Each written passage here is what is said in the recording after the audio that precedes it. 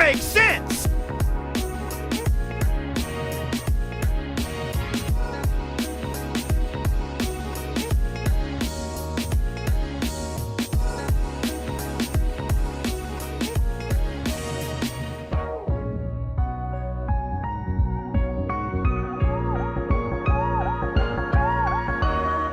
Shut up, fool!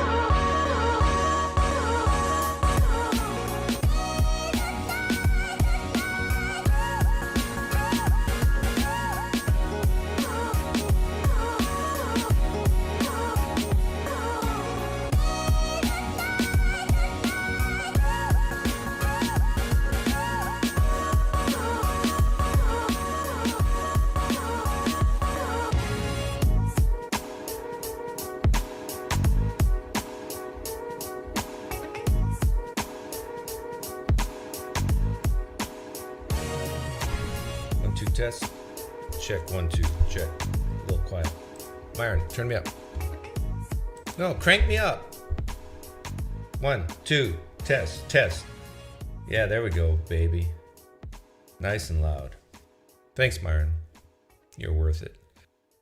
Welcome to Theist Thursday. The way you call in is Myron never has this ready because he has better things to do with his life. Apparently. Even though he's hired full-time by the Wichita Home Office. In Wichita, Nebraska, our home office, 200 and so employees. Most of them are Myron's first cousins, whom you've never kissed. I know you're a Mennonite, but that doesn't mean you have to kiss your first cousin. There we go. That's how you get on. You click that little link on the top of the live stream, and then you pray to your God that everything works.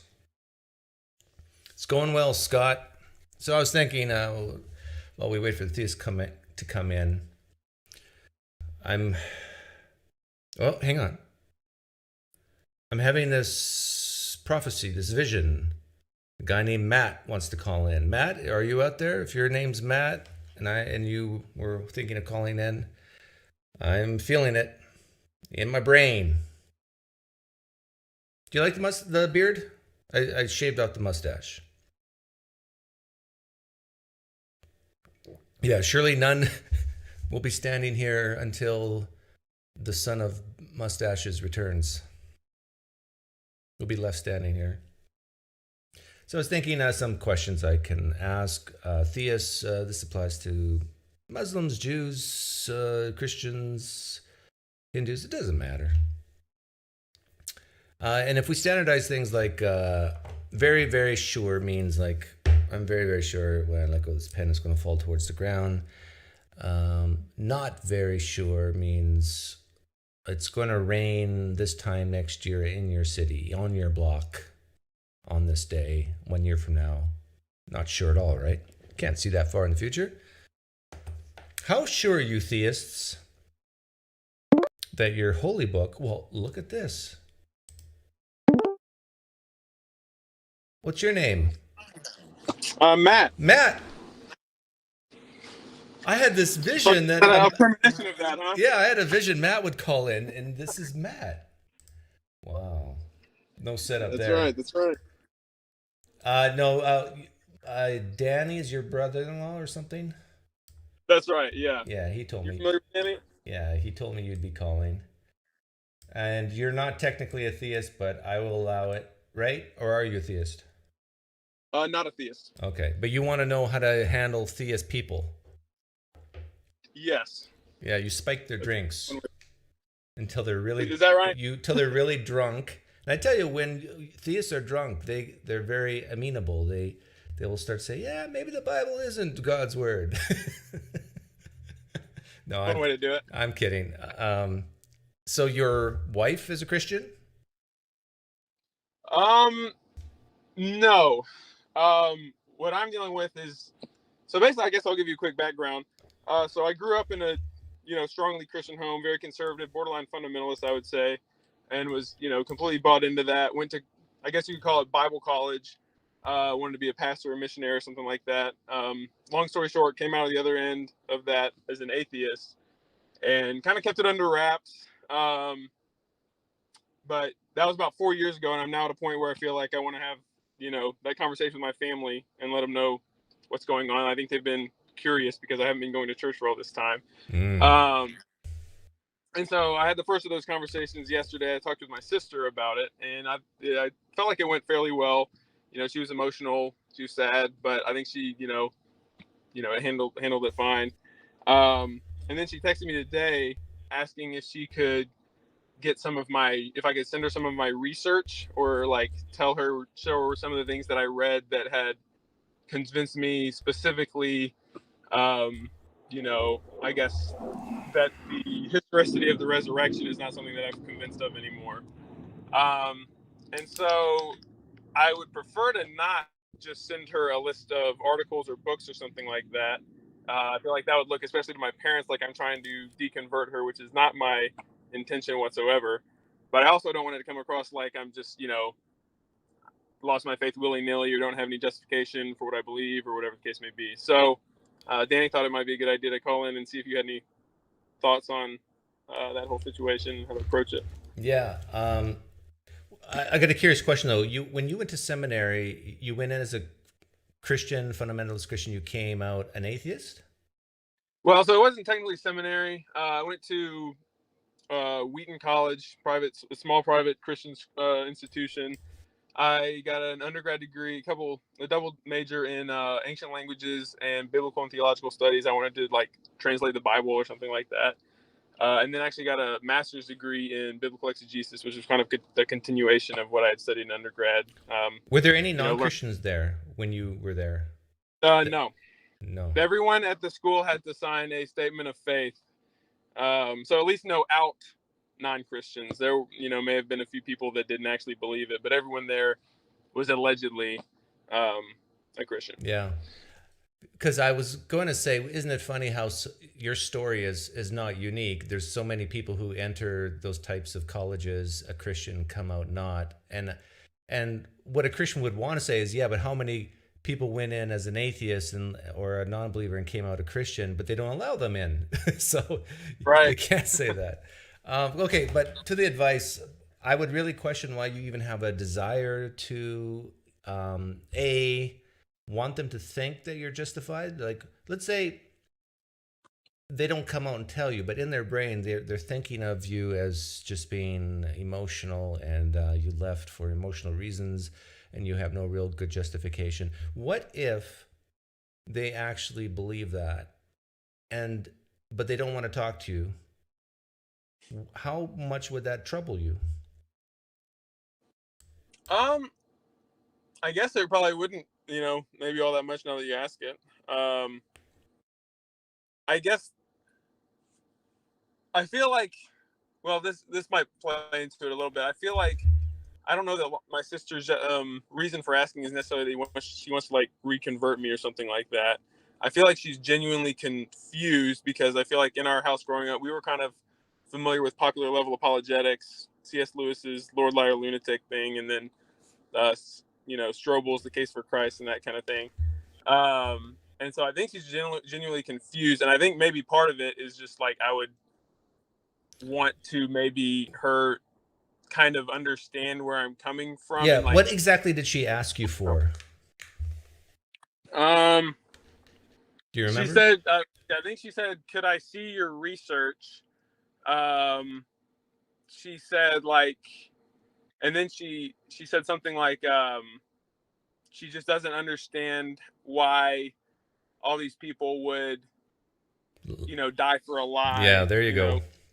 Yeah. Or, so she kind of mentioned a couple of the go-to apologetics points and just saying that she just doesn't understand how that could happen and how I could believe that this had been, made up, I guess. Yeah. Okay. Well, with your sister, I would be very clear saying that, hey, I don't care if you're a Christian or not, unless she's murdering people in the name of Jesus because God told her to. And then, but something like that. But don't let it be broad. What if she did ask, can I see your research? Say, well, I got a ton of it. There's so much. Can you be very, very specific? Ask her, what is the first thing that pops into her mind when she thinks about the best reason to think Christianity is true. And she kind of already did that when she said, why would they die for a lie? Like, that's on her mind. Right. Then I would ask her very short, simple questions like, well, why do you believe they died for the resurrection? How do you know that? And she's going to stumble. She's going to, well, my apologist, my pastor told me this. Yeah, but how do they know? Yeah. And you can actually get her to, if she cares enough, she'll try to, well, how do I know this? And she will do the work on her own if she cares enough. But I'll warn you right now, she probably doesn't care enough. She just, No, I don't think she does. right, she just wants to believe it because it is so nice to believe, right? It gives comfort, hope, meaning, and purpose. Sure. Yeah. Yeah, absolutely. But Yeah, so basically, I kind of try to narrow it to a more specific question that can be addressed. very, very focused. Yeah. Yeah, it's good. And then I was thinking it might be address it conversationally rather than just like send resources or something like that. No, that's always a bad idea unless you're really an academic geek, which most people aren't. Well, is your sister an academic geek? Like, is she detailed oriented, and does she have a degree in anything? I mean, she's in nursing school. She's certainly intelligent, but I would say that like she has never had, particularly like, academic approach to her faith. One of the things she said yesterday is like she doesn't feel a need to really understand everything within Christianity because God's above us and maybe we aren't supposed to understand everything. So, approach to faith. You said a few minutes ago that your sister cried. Yeah, she got emotional when I told her. I would have stopped her at that point and asked her, can you help me understand why exactly you're crying right now? Because if I told you, sister, that I no longer cheer for the Baylor team or your family sports team, would you have still cried? Like, right. Why is it because I switched this particular team from Christianity to non-Christianity? Why are you crying? And it's very interesting that most of them are going to be afraid to say it's because you're going to go to hell. But that's probably what she's thinking. And I think if she believes in eternal conscious torment, that might be even a better place to start than martyrdom. Like, ask your sister, why do you think hell is real? Because there's a lot of Christians who believe in universalism, who believe in annihilationism, different ideas, and they can back it up with scripture. Why is she choosing this hell thing? And if it's making her so sad, maybe she doesn't need to be sad. Yeah, that's a good point. And that's helpful because I can see my parents, especially my mom, potentially having the same reaction when I talk to them about it. So that might be a good approach in that conversation. Yeah, and my guess is they are just the biggest reason why Christian parents cry or siblings cry is because they're not scared you're going to become a bad guy, I don't think. Maybe, I don't know. It's more or less when you die, you're going to go to hell, and they don't want that for you. Yeah. That was another question she asked yesterday is, what do I believe happens when I die? So I think that's probably something that's on her mind. So I would focus on martyrdom and hell. Probably hell first, though. Yeah, that's good thoughts. And all the rest is, like, you could ask very general questions like, why do you believe the creator universe has anything to do with the Bible? Like, most Christians struggle with that question. They can't answer it. Well, it's an assumption they have that they probably don't even realize that they're assuming because the dots have always connected them, but maybe there's not an actual justified connection there. Yeah, the smarter ones will start saying things like prophecy or eyewitness testimony, but most of them just don't know what to say. It's just, well, of course the Bible is God's word. I mean, why are you even asking me this question? But no, that's good. But focus on maybe. Sorry, go ahead. I was just going to say, just to let you know where I'm coming from, my wife is a born-again Christian, evangelical. And I would say that at this point in my life, I have no desire to deconvert her. The first year when I left Christianity, I said a few things and I realized right away, if you ever sense your sister or anybody else in your family getting defensive, just stop and just wait for them to ask you questions. That's the mistake I made, is I didn't stop. And then let them ask you questions and keep your answers short, to the point, and then say, hey, if you want more detail on this, I can get it for you. Other than that, like if they ask, well, what about the martyrdom? Why do you believe that maybe they didn't die for what they knew? They wouldn't die for what they knew was a lie. Just say, well, I'm not convinced that they had a chance to recant. I'm not convinced that they were a first-hand eyewitness who would have the knowledge necessary to be the type of martyr you're talking about. I'm not convinced that the sources are reliable from a century after it happened and where we get these things. You just rattle them off. Like, and I tell you, this will cause a theist, a Christian, to be on their back heels very quickly when you can just rattle off, list 3-4 things, and they go, what? I did not know this. Yeah. Right. And you don't have to go in too much detail at that point, but just have your lists ready. Yeah, that's good, because I feel like my inclination is to zero in on one thing and go on a monologue about it, but it's probably Yeah, more no, effective. do not monologue. Don't assume. Say, yeah, these are the things that I'm not sure of, that I'm not convinced of. Okay, here's another piece of advice. When a Christian asks you why you left and starts asking you specific questions, yeah, keep it short and don't assume they really care about your answer. Right? Yeah. Yeah. Yeah, that's valid. Because they can ask a question, but with no intention of caring. Yeah, I'd say most people don't care about this stuff as much as I do. Or yeah. Okay. Yeah, good thoughts. I appreciate it. So how do you like Danny? Good. He can talk all day about philosophy, that's for sure. Yeah, I've been trying to get him off that. Yeah, he mentioned that you're not as much into what he called the philosophical mumbo jumbo, or what maybe you would call that. Yeah, I was raised on a farm. I like to keep it simple. Like if Danny were to look at a shovel, his hands would bleed. He's probably listening right now. That's why I'm giving him a hard time. There you go. Got to. Were you Christian when you and your wife married? Yes. Okay. So went through that deconversion. Do you have a girlfriend, or are you married? I am married. Well, of course. Yeah, he's your brother-in-law. Well, no, that's not, of course. Anyhow, go ahead. Yeah, we both Christian when we got married. Within a year of getting married, had to have the conversation, like, everything that we've built our whole lives and had our whole future planned around our faith is like, I don't think I adhere to that anymore. And so, that was obviously difficult, but she actually is at a point now where she wouldn't necessarily adhere to most of the fundamentals of the Christian faith either. So yeah. Nick wants you to know that his favorite fish is cod. Oh no, it's trout. Oh no, it's salmon. I got a guy giving me money and saying fish names. Isn't that great? Love that. Yeah. You told me earlier that you were married and I'd forgotten, but no worries. And who was it? You first or her first? It was me. Okay, so you kind of dragged her to hell with you. Yeah, basically. Yeah.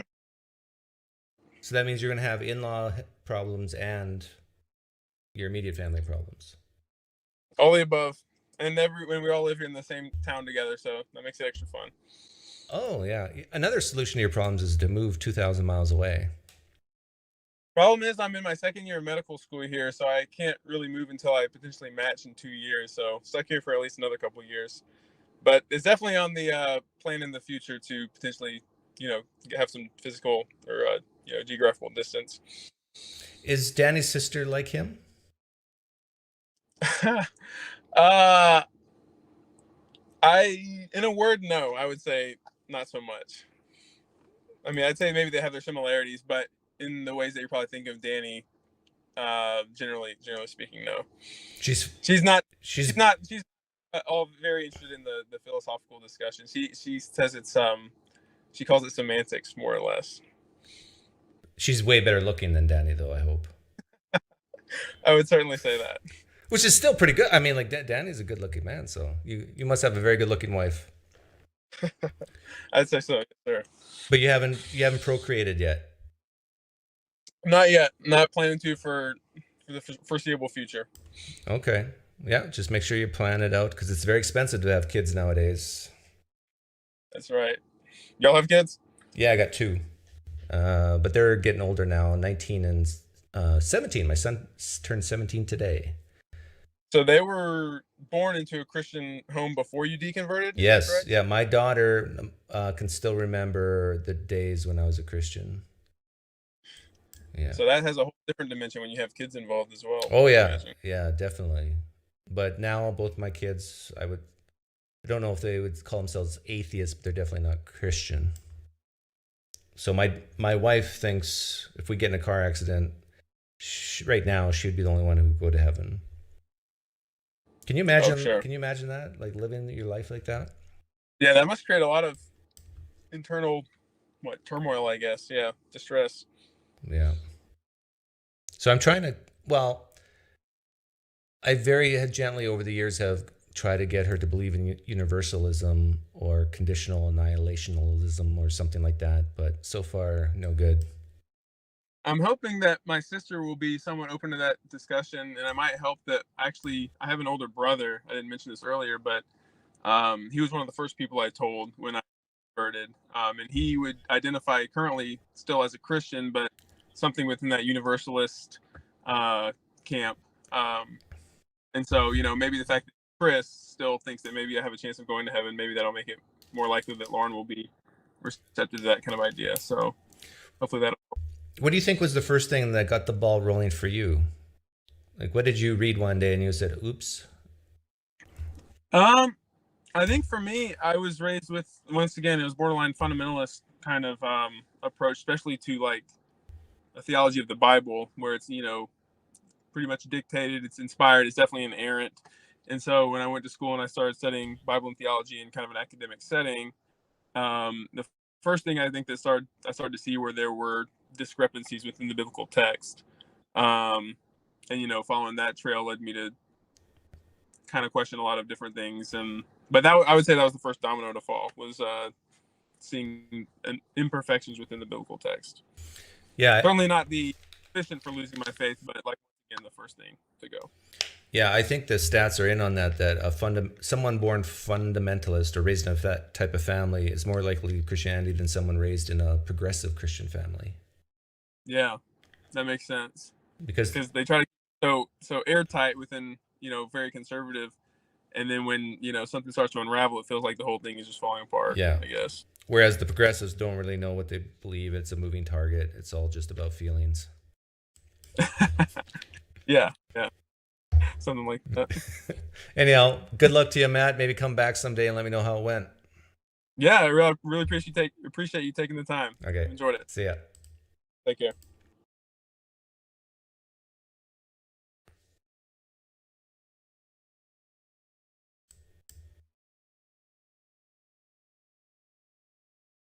My goal isn't for all Christians to leave Christianity.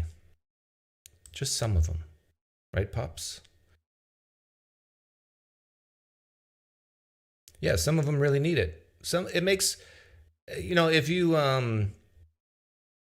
the best gun argument not to take guns away from people in the United States is because they like guns. Well, that's the same thing with Christianity. They like Christianity. Don't take it away from them. It helps them dream great dreams. When they're scared, it gives them comfort. Becoming an atheist is not for everyone. You've got to be strong. Now, if any Christian's mad at what I just said, your own scripture says the same thing. The Lord chooses the weak. The whole script is flipped. Only the strong can be atheists. This is why you see some people call themselves atheists, but then still are really theistic in other ways, like in crystals or secular humanism.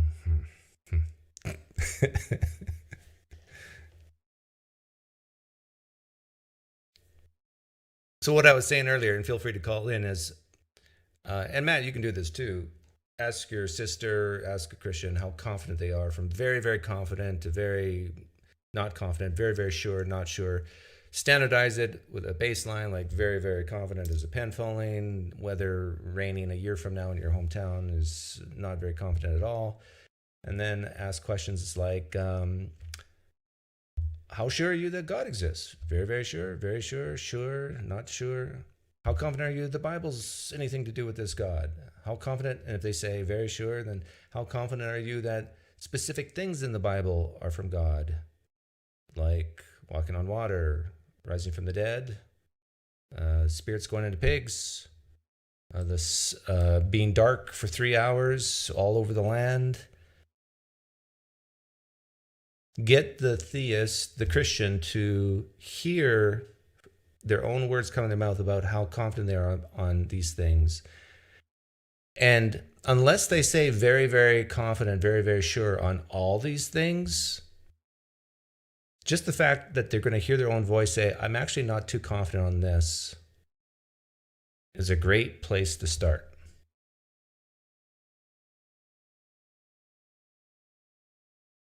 Same with Muslims. How confident, how sure are you about the Quran? That Muhammad was who he said he was. That a beast went into the heavens. That the moon split in two. Doug, do you believe in the paranormal? No. I don't believe in any ghosts, any spirits, any goblins, any angels. It's funny that the people who claim to see ghosts, goblins, angels, demons, all these things are pretty hardcore believers to begin with. When I hear creaks in the night, you know those sounds? It's the wind. So if you want to call the wind a spirit, okay. I believe in that type of spirit.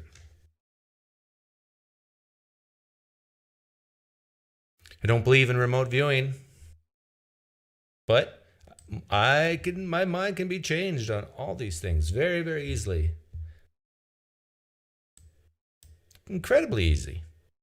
Someone claims that there's such thing as paranormal, angels, ghosts, a spiritual realm, remote viewing, immaterial consciousness.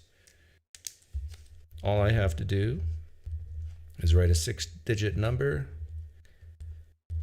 and ask you to come through your spirit world to read it to me. It's right here.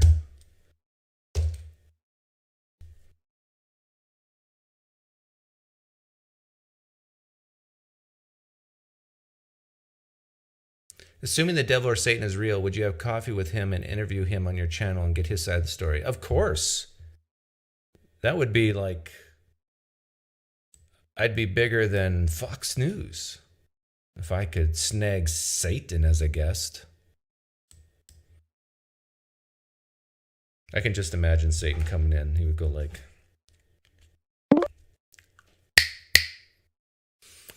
yeah, so I was minding my own business, and the Yahweh guy says, hey, you see that guy? Go and torture him. I mean, what's up with this guy? I said, okay. Mac is calling. Hello. Hi, Mac. Hi. How are you today? I'm good. Good. Do you want to talk about something? Ask me questions? Want me to ask you questions? I think I have something really profound, and I was trying to talk about it in the comments, but he's showing the comments coming up and nobody's answering like my comments. It's like nobody can see them. And when he's showing it on his stream, my comments aren't there. Well, you must be blocked. Or you're saying bad words, or you're posting a link. I'm on always been on PineCreek side. I've never said anything bad. I don't know why I would be blocked. I've been on a show before. And you're Canadian too, so yeah. I can hear the accent. Well, try type. What's the name of your YouTube name channel, or your YouTube handle? Do you want to share it? Is it Mac? Yeah. My YouTube handle's Mac. But I'm not worried about that right now. I have something profound, I think. Okay, what's the profound?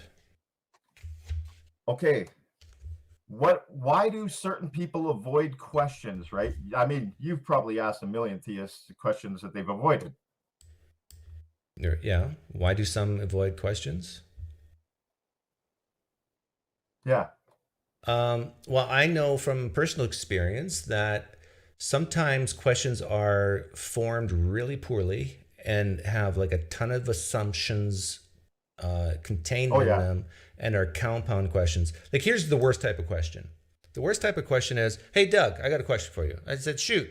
Okay, well, blah, blah, blah, blah, blah, blah, blah, blah, blah, blah, blah, blah, blah. Given that, and blah, blah, blah, blah, blah, blah, blah, blah, blah, blah, blah, blah, and given that, do you think blah, blah, blah, blah, blah, and blah, blah, blah, blah, blah, blah, blah is correct? I mean, it is unbelievable. This is the stupidest way to ask a question. A question should be short, Very basic. to the Short, point, yes. and specific. Okay. This is the crux of it. Jordan Peterson, when asked if God exists, which is a very simple question. If I ask a normal theist that, it's a stupid question, in fact. Why does he get mad and avoid the question? Well, partly I think he's struggling with some type of mental illness. What if? I shouldn't say that. What? No. You're not wrong. It's a disorder that we all have, though. Carl Jung. What do you know about Carl Jung and the 4 states of ego? That you're going back 30 years to my first year psychology class. Oh, so you probably know about this projection and denial of the shadow that you want to integrate and bring it into conscious awareness. That rings a bell deep in my brain, but I don't know this. Don't remember the specifics. But you're really boring me. So, what's the point of all this, or what do you want to really say? I've found a way to ask very basic questions that expose people's unconscious self, like that. Okay, give me an So- example. Jordan Peterson, when asked if God exists. No. What's your way of exposing? So, Okay. what have This- you found that's profound? These are the questions that I've been asking theists for 2.5 years, debating them in apologist sites, Okay. right? And 97% of them will avoid these questions, but they're simple, very simple moral questions yet. Okay. Atheists Go are ahead and ask. I'm going to agnostic. pretend I'm a Christian or a Muslim. I'll say Christian. Go Okay. ahead and ask, and I'll try to steel man the Christian. Sure. So you have 4 judges and 10 criminals. All the 10 criminals are caught red-handed. The justice that will be pushed out by the judges is perfect. Whatever you need for argument's sake to make these questions work. Now you got judge number 1. He punishes all 10 criminals. Is this a question or a thought experiment? Well, there's 5 questions at the end. Okay. So finish the setup then. Yeah. The second judge forgives all 10 criminals. The third judge forgives 9, punishes 1. The fourth judge punishes 9, forgives 1, and that's it. Now, What- which was the most just of the judges? You said the first judge did what? He punished all 10. Okay. And the second judge forgave all 10. Yes? And did each criminal do the exact same crime? Sure. It doesn't really matter, but sure, whatever works for argument's sake. Okay. And then, okay, I think I know the gist of the question. Okay, go ahead and ask the 5 questions. Which is the most, Which is most just? okay, so as a Christian, as an intellectual Christian, I would say if this is a category error, if you're trying to compare judges to the creator of the universe, that's what they're going to say. I know. And But but that- even if they don't go there, if they don't say it's a category error, they'll say, well, it depends on how you define justice, Mac. I know. And I will define it exactly how their judge defines it. But either way, can they not look at judges and tell me which judge would be most judging that's just If or all, forgiving in that how many situation? judges are there? 4? If there's 4. if there's 4 judges and they're all perfect and they all have their standard definition of what justice is and it's based on their nature, then all of them have done the right thing and all of them are equally just. If I was a smart Christian, which I used to be, that's how I'd answer. Yeah, but is that a good answer? Is that a good answer? Yeah. Actually, it does mimic their God pretty close, because they would say their God is the standard of justice. God isn't part of this question. I know. There's no human judges. I know, but they will see where this is going, and this is probably the best and most clever way to answer. Oh, I agree. They see where this is going with their unconscious self. And then they go into denial. Okay, but Mac, you have to accept whatever answer they give you, even if you don't like it. So if you don't like it, I don't. Yeah, if you come back to them and say, "Is this an honest answer?" They'll say, "Well, from my point of view, yes." What's the next question? Yep. And I lead them down a rabbit hole of questions. Okay, what's the next one? Well, it depends on what your answer is. That was which has anybody answered that way? Oh, dude, I've had all different kinds of answers. I've heard that answer a million times. The best answer I've heard was the way that it's accomplished is because Jesus took the punishment, therefore all the punishment is met, right? Mm-hmm. And then the forgiveness is up to you to accept. But to that, I ask this question: is it just to punish an innocent person for the crimes of others? Yeah. That's vicarious redemption. That's what Christopher Hitchens asked or said to, I think, in the debate with William Lane Craig. Well, again, their answer is going to be yes when God does it. No when if anybody else tries it. See, now I don't let them get away with that. I say, did I ask about God? They're going to say, well, God is special. You're doing a category error. Everything. A Calvinist is just going to say category error, category error on everything you say. I know. They're going to avoid the question, right? No, I'm going to steelman them. They're right in the sense that God is different than any human. So if you now are trying to ask questions about humans and then say, therefore God is immoral or bad or whatever, they can just give this out. I know, but it's not there. Where's the God in those questions? What's the next one, Mac? We're not really getting anywhere, and let me tell you, what you're doing is not profound. I've been doing this sort of thing for years. The reason you can't hear me is because the effect of the subconscious ego, the shadow that Carl Jung's warning me about. I've been doing this sort of thing for years. You yourself are in denial right now and not listening, and you're projecting onto me. Do you see it? Yes, I'm doing it on purpose. See, I know how to handle guys like you too. I'll give you whatever you want. But you haven't. Are you willing you haven't done anything to go profound. Down the rabbit hole? What's that? Do you think Jordan Peterson realizes what he's doing? Why do you have this fascination with Jordan Peterson? This is like the third time you brought up his name. Because I'm trying to show you the example of somebody who can't see. I understand you. Projection. Mac, I understand you. All I'm saying is that you've come up with nothing profound here, and this is one of the first things you said. Because you're not listening. If I only listened, I would see your profoundness. If you answered the questions, yeah.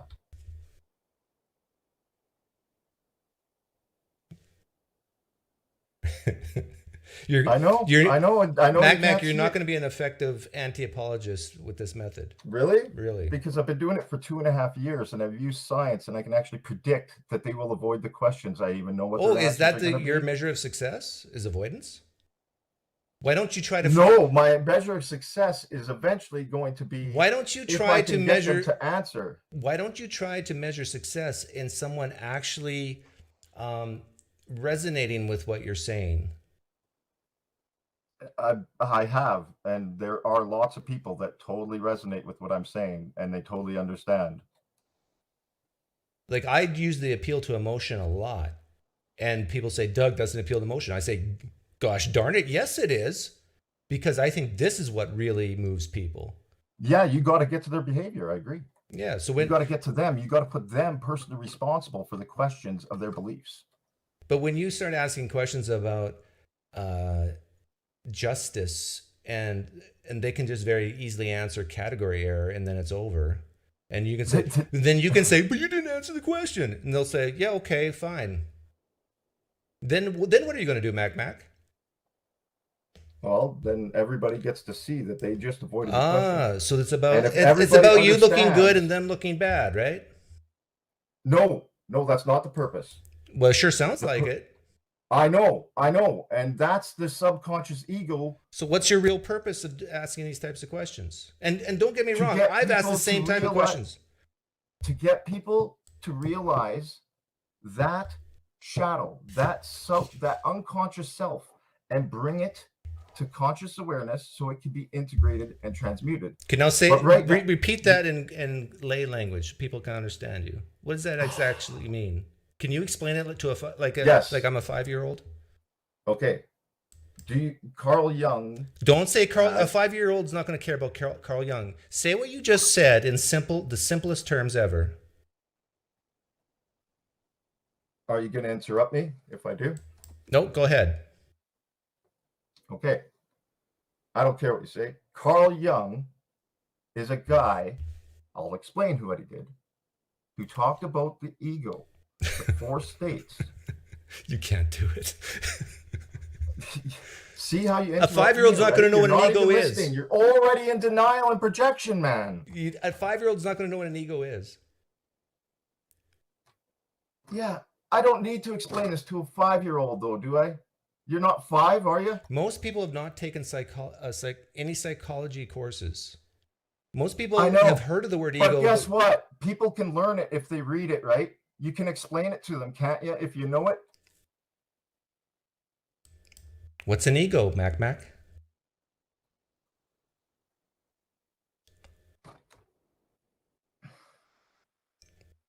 So you're going to ask me questions, but you won't answer mine. Have you asked me a question? Yeah. I know you don't even see it, and that's the point. Have you asked me a question? You've asked the Christian that I pretended to be, but have you asked me a question? Rewind to just right before your response. Remind me, what was it? Remind me, what was it? I forget. Yeah, I already forgot because. So we both forgot. So let's start again. Okay. You want to ask me a question? Yes. Okay, what's your question? Ask me, not a Christian. Okay. The judge questions. You're asking me the same judge questions? Yes. What is your answer to the judge questions? Not their answer. What is your answer? If the crime is raping children, I would say the judge who punished all 10. If the crime is stealing a pencil, I would say the best judge is the one that forgave all 10. How'd I do? Thank you. You still got 3 more questions. What were they? You only asked 1 or 2, I think. Oh, yeah. We didn't get to that part yet because you didn't really answer these. So, which judge can either judge be most just or most forgiving? And most forgiving, sorry. Yes. And which judge is most of both? Most forgiving is the first one, and the most judging is the second one. But those aren't the same judges. I said, can one judge be both? No. Right there. Do you understand why they don't answer that question? Because of that belief. We're not talking about them. We're talking about, you're asking me questions now. Yeah. Okay. Why do you think they avoid those questions? Because there is an inherent tension between them, and dare say contradiction because the definition of mercy is the absence or the withholding of judgment. Yeah. But do they even see those questions that you ask? Some yes, some no. So like a lot, 97%, and I've spent 2.5 years of my life doing this research. If you want to see everything I've done, the evidence is in all the comments.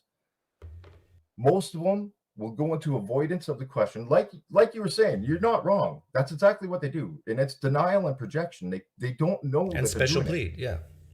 Yeah, they don't know that they're doing it though. And all that we have to do is not let them avoid these questions. Keep on it so that they have to deal with it and bring it to conscious awareness. And I've seen it silence them so hard. And you like that?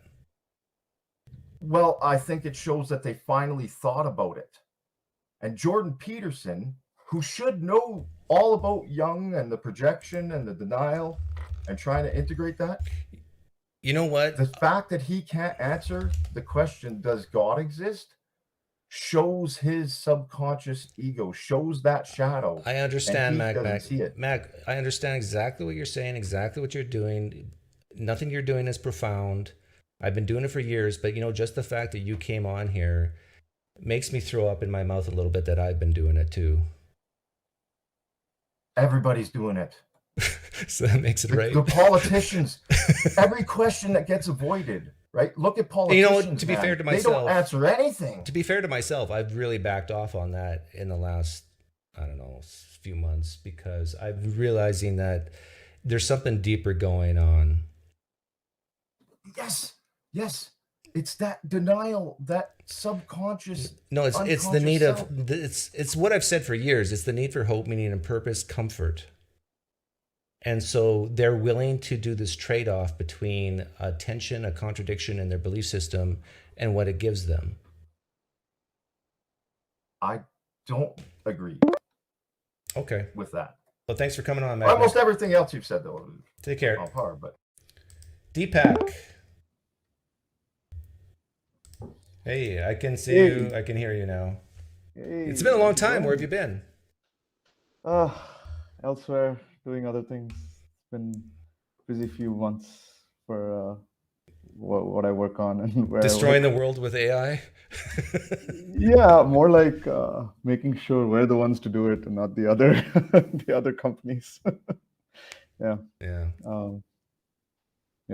How's it going? I was actually going to start. Well, oh man, I had a plan and I didn't think I would hop on. I was going to start with a bit of a. Well, as soon as I saw your name, I had to get rid of Mac and. Okay. Oh, okay. Why do you say poor guy? Like, he comes on and says, "I have this profound method of getting." I mean, no, it's not unique, Mac. It's not profound. People like myself been doing it for decades, or at least a decade. You're just bringing up thought experiments to show tensions in their worldview. That's it. Well, the reason I say that is because, like, as you pointed out, that guy was you maybe, I don't know, 10 years ago. And I'm glad he came on, because that is the best way to change people's mind. When they see, in fact, you helped me with that once. When you said I was just like Canadian Catholic on, oh, no. Do you remember I even forget what it was, but I had such repulsion. Yeah. Well, it wasn't that huge. But I didn't like a lot of things Canadian Catholic did. And then you showed me that I did some of the same things he did. And I forget what it was, but I think I completely changed on it. I remember you telling me about that when you were at poker. Yeah. And same with Mac now. Like, I don't want to be like him. even though he's right, but I do think the way you change people it has to be on a deep intuition type level, and it has to be like, people don't choose their beliefs at all, number one, and when they do, well, they do choose their beliefs in a certain sense, but it's almost always emotionally based. Yeah, I remember actually, I don't know if you had this conversation with you, but like I really feel like this is the reason why the problem of evil is probably the most effective argument we have, because it doesn't really work at a logic. I mean, there's logic behind it, and philosophers have done a lot of blah blah on it, but at the end of the day, it's really like an emotional argument, right? Well, yeah, and if you're talking about a generic God, definitely it's all emotional. But if you're talking about a specific God, then you can say, it's a logical contradiction. Yeah, that's right. Yeah. Well, there's this emotion. There's also this evidential problem of evil that, it's just this idea that, well, maybe it's logically possible, Yeah, but this is why I love. What are the odds? This is why I love the poof or drown, because, like, imagine your Lord and Savior Jesus taking the heads of children and pushing them underwater, like. Yep. That's what he did in Genesis, if you believe that story is true. Yeah, I mean, that's the thing. The poof or drown doesn't end with like a conclusion, like QED, God doesn't exist, right? It's just like, what are you going to do about this? Right? Yeah. How does that make you feel? I've been spending a lot of time, well, limited time I have actually the evenings or night I've been spending on Clubhouse with atheists who are very different from you, Doug. Like they really like the philosophy. They're all about like, premise one. They're nerds. They're nerds, yeah. And the thing is, like, they don't actually care, like, sort of like you too, they don't actually care about persuading people and winning. And like, it's just like they want to, be like nerd out on the philosophy of it, right? But yeah, like I tried telling them this. I don't know if it really resonated, that at the end of the day, you're not going to convince anybody without hitting them. Yeah. Emotional level. Well, I shouldn't say, like, I got to back up because I said most people don't change their minds unless it's like through emotion. That's probably false. But what gets the ball rolling is probably the emotional one. Yeah, that's right. Yeah, you got to connect with somebody. Make sure they kind of understand that you share their values or something. Like, I know that sounds a little maybe a little too icky for you, but you know what I mean. Like, you got to have some connection before you can make an argument that they listen to. Yeah, that's persuasive. Yeah. Or you can go the other way, which is like, I think you do this pretty well. Like you break them down, right? Completely. You just like, I've seen that happen. I guess it works. Like you just like destroy them so much, like heighten the cognitive dissonance and stuff to the point where they're like, I don't know what to believe anymore. And then you rebuild them. But even for that to work, the person has to have some type of honest reflection that they have been broken. A lot of them will deny that they've been broken. It's just, he's just asking stupid questions. Yeah, they can continue in denial for a long time. The whole thing only works for like 5% at the best, right? But yeah, the key is to get at what they really value, like you said. And for most theists, Christians, Muslims, especially Jews, it's morality and security. And maybe a smidgen of explanation of why we're here. Yeah. They like knowing that there is an explanation, even if they don't completely understand it, right? Like it's there in the Bible somewhere, or wherever, Quran. So why have you been off YouTube for so long? Is it because Nathan stopped live streaming? That's maybe part of it, but also like the timing. Just I come into work now, so I can't just like hop on a stream in the middle of the day. I do watch you like usually on replays, but yeah, it's much harder when I'm at work to just like I thought today I'll do it. What the hell? But that's most reason. You watch my political channel? No, I don't. Sorry. There's only so much I can watch. Well, you should stop watching this one and watch the other one. Maybe I will. It's more interesting, I think. Yeah. I'm getting bored of this. Yeah.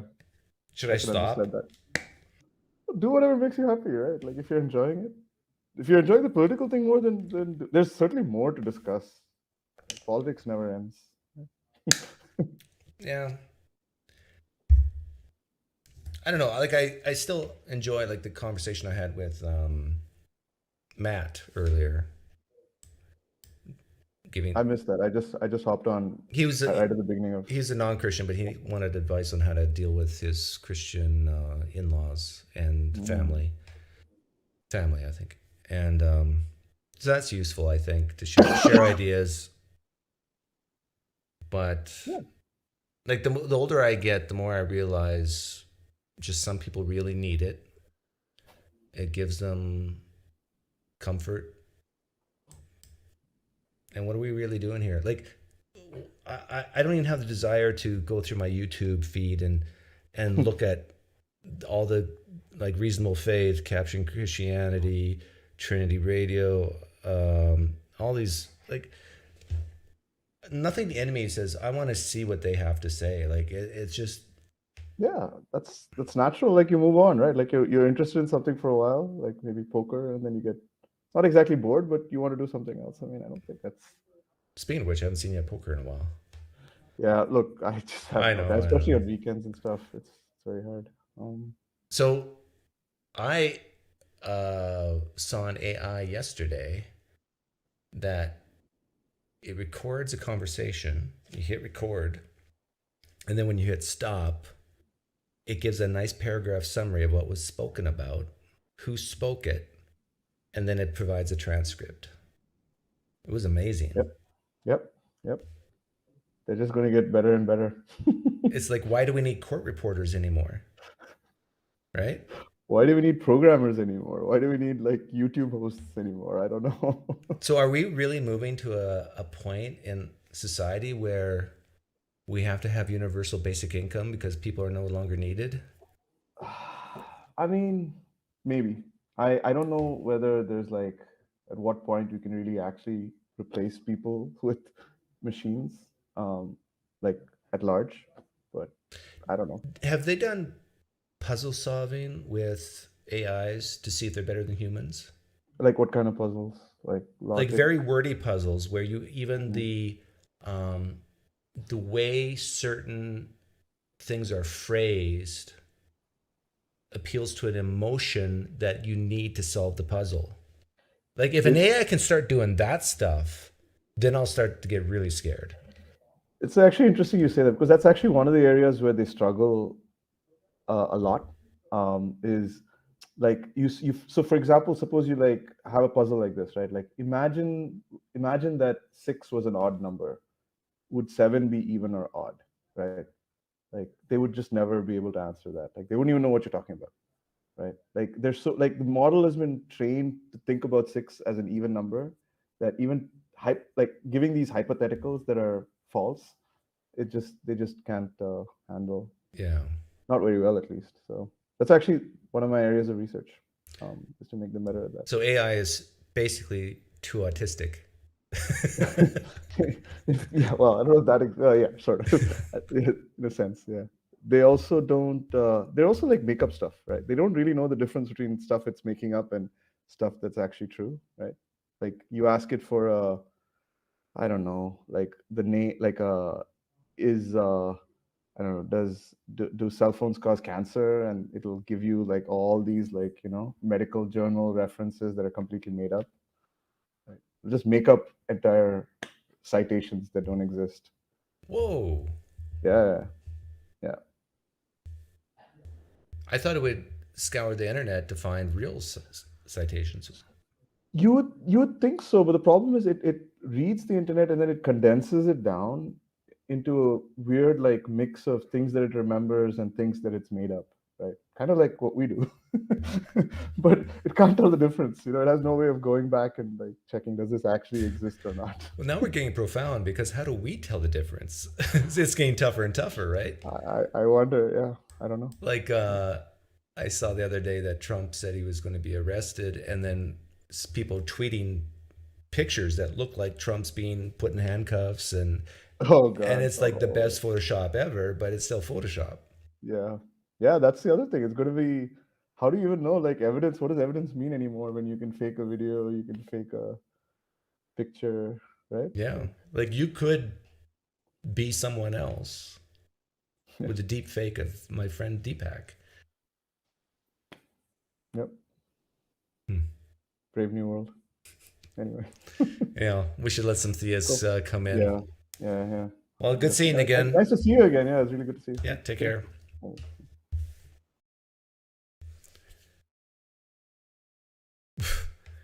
Jack. Where did your mother and I go wrong with you? It's open for theists to call in, but I know you won't. Or at least most of you won't. Some of you are thinking about it, but I don't know. I got to think about how Mac has impacted me in a negative way, because I do see myself in him, and I don't like it.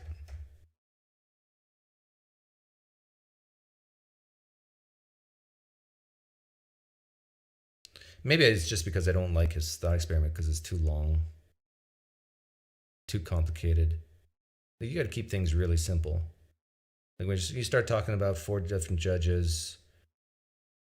Okay, which one again is forgiven? Which one? I mean, that's why I like poof or drown.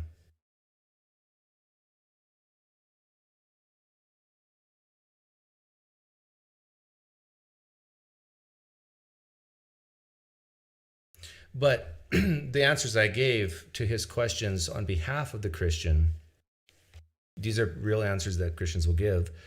And this is the same thing with almost any issue. This is why I say it's not about the evidence, it's not about the facts.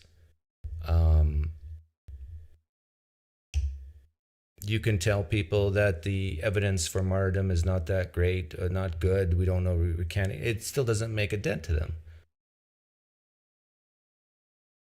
It's like, no, we know some people were martyred, so therefore they wouldn't have died for a lie, so it's true. Done.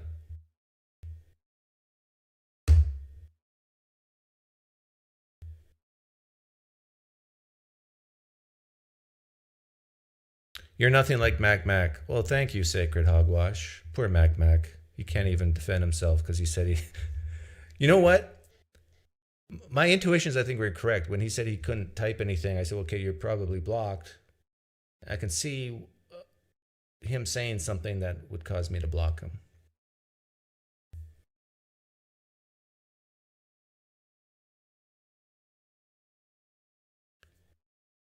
You are not as near as insufferable as Mac. Oh, poor guy. Theist, call in. I promise I'll be nice. You got me in a good mood right now because I'll be very careful in how I do things because I don't want to be like Mac. So this is a great day to call in.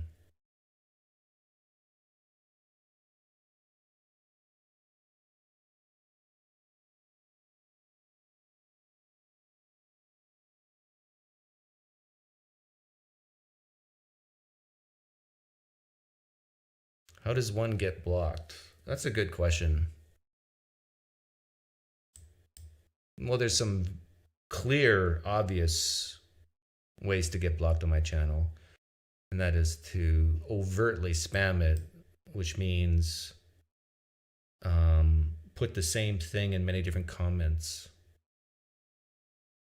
You guys don't, if you are not a content creator, if you're not a YouTuber, you don't realize how much of that goes on. And YouTube's gotten better over the years in doing it for you, but it still sometimes makes mistakes. But yeah, definitely that. If you put links in, you're going to be not blocked by me, but blocked by YouTube.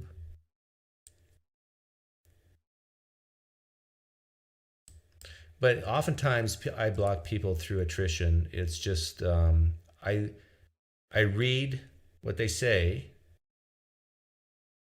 and then I look back. I can filter comments very quickly. If someone says something to me, I can go back in their history and I can look at everything they've said on my channel ever. And if I see a pattern of just their goal is just to pick at me, just to wear me down, just to de-energize me, like nothing ever is constructive criticism. It's always just bunking. It's like a little dinosaur T-Rex fingernail, just always constantly scratching at me. And so it doesn't have to be something overt, but if it's a pattern, I just say, I don't need you. I just don't need you. Out you go.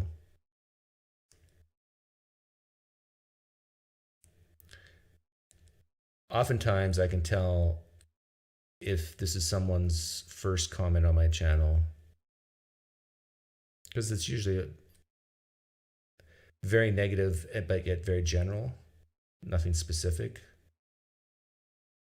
Like, you're a liar, and they don't give an example.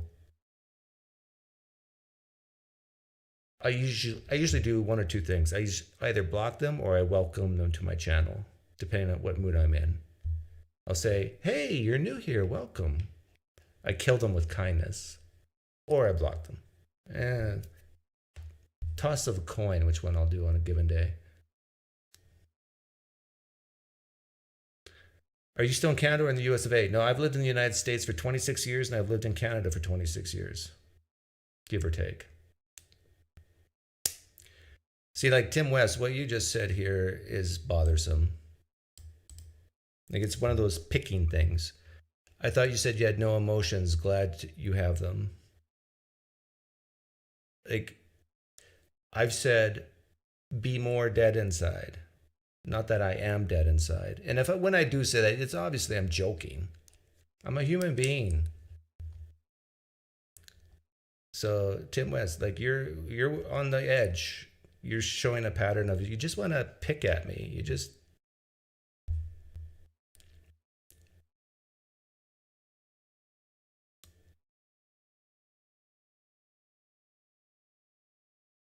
PineCreek doesn't lie on this channel. Are you saying I lie on different channels?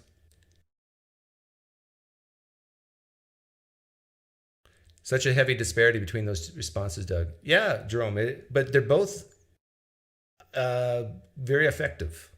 Blocking is very effective, and killing them with kindness is very effective. Because most of the time when I welcome them after they say something really horrible to me, they leave and they never come back. So it's indeed like a block.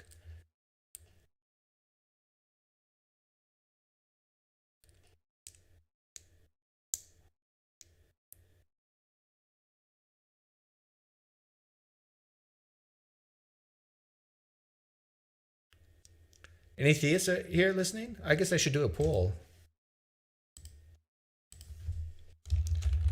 Are you a theist? Atheist?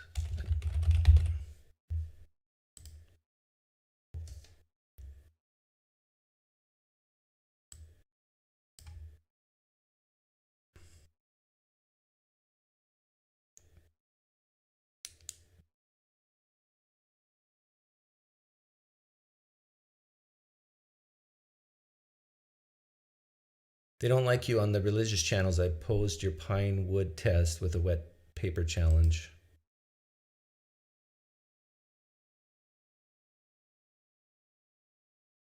Well, of course, because you're asking for a demonstration.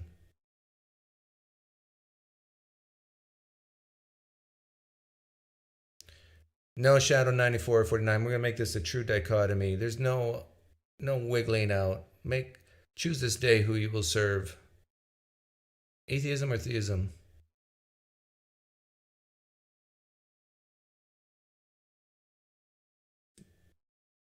Deism is a subset of theism. It's a true dichotomy, really. But you can define God in many different ways. Or theism, you can define as like, theism includes gods, spiritualness, immaterialness, soulness, goblins, devils, demons, angels. Not aliens, though, that are made of matter and live in other planets. That's still part of the naturalistic world.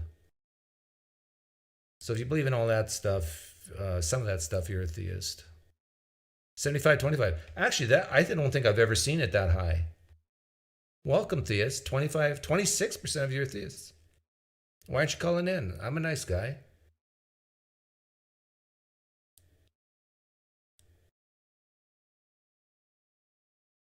You might call in and I might end up saying, hey, stay a theist.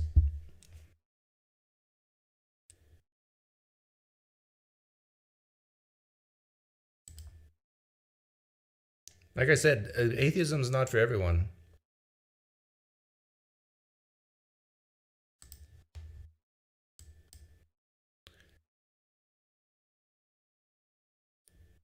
Maybe I need to trigger.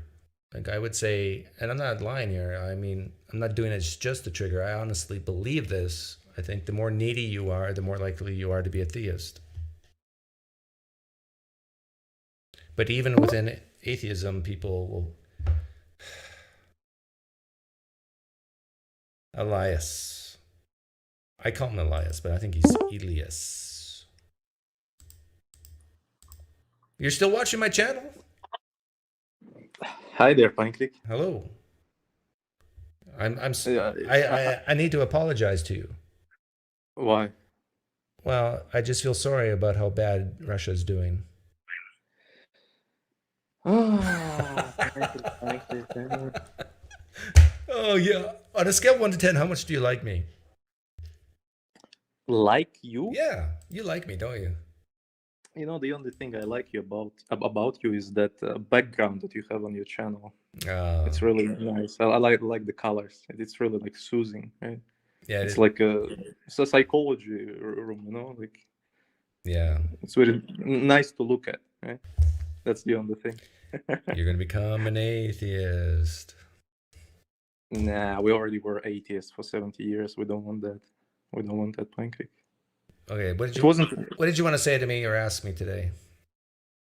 No, I just saw you begging for theists, so I'm a theist, you know. It's theist. Do Russians have a problem saying the th too? Yeah, it's like a snake sound, you know. Yeah. We don't. You want me to help you with that? I don't think you can. Like literally, take your tongue and put it on right in between your top teeth and your bottom teeth, and then blow like that. Theist. Theist. Theist. There you go. Theist. No, you got keep blowing as you say theist. Theist. This is some Harry Potter stuff, you know. We don't speak snake. We are not a snake nation. We don't do these snake sounds. I know, but I mean, I just have so much to give the world, and to help people pronounce the th. I think that's important. Nah, that's a Russian thing. We just can't, man. We just can't. Especially me. I'm not even trying to like simulate an American accent. I just like let it rip with my natural voice, you know. Yeah. Well, yeah. I like Russian accents because they're always in the Bond movies. Thank you. Yeah, but this racist, you know, Hollywood, they always make us bad guys, right? You never see a guy with a Russian accent as a good guy doing something good, you know. Is that true? Yeah, every movie has like a bad Russians, you know, like John Wick, you know, this Rocky movie, Ivan Drago. I actually like the Russians in John Wick because they had principles. They kill dogs. They had principles and rules that they adhere to. Like it's the Russians that freed John Wick, right? Because they said they gave him an impossible task and he did it, and they were true to their word. And so I don't remember the third one. Yeah, but anyhow, let's talk about theism for a little bit, and then I'll let you go. So come on, break me, attack. What would you say, like, is the main reason why you need Islam, or do you need Islam? Of course, it explanation for reality. It gives the answers to all the existential questions, right? It gives you purpose. It gives you like. It makes you focused, right? You know why you're waking up every day, and you know. See, this is what I said just half an hour ago. This is the real reason I think people are theists. Is the answer you just gave?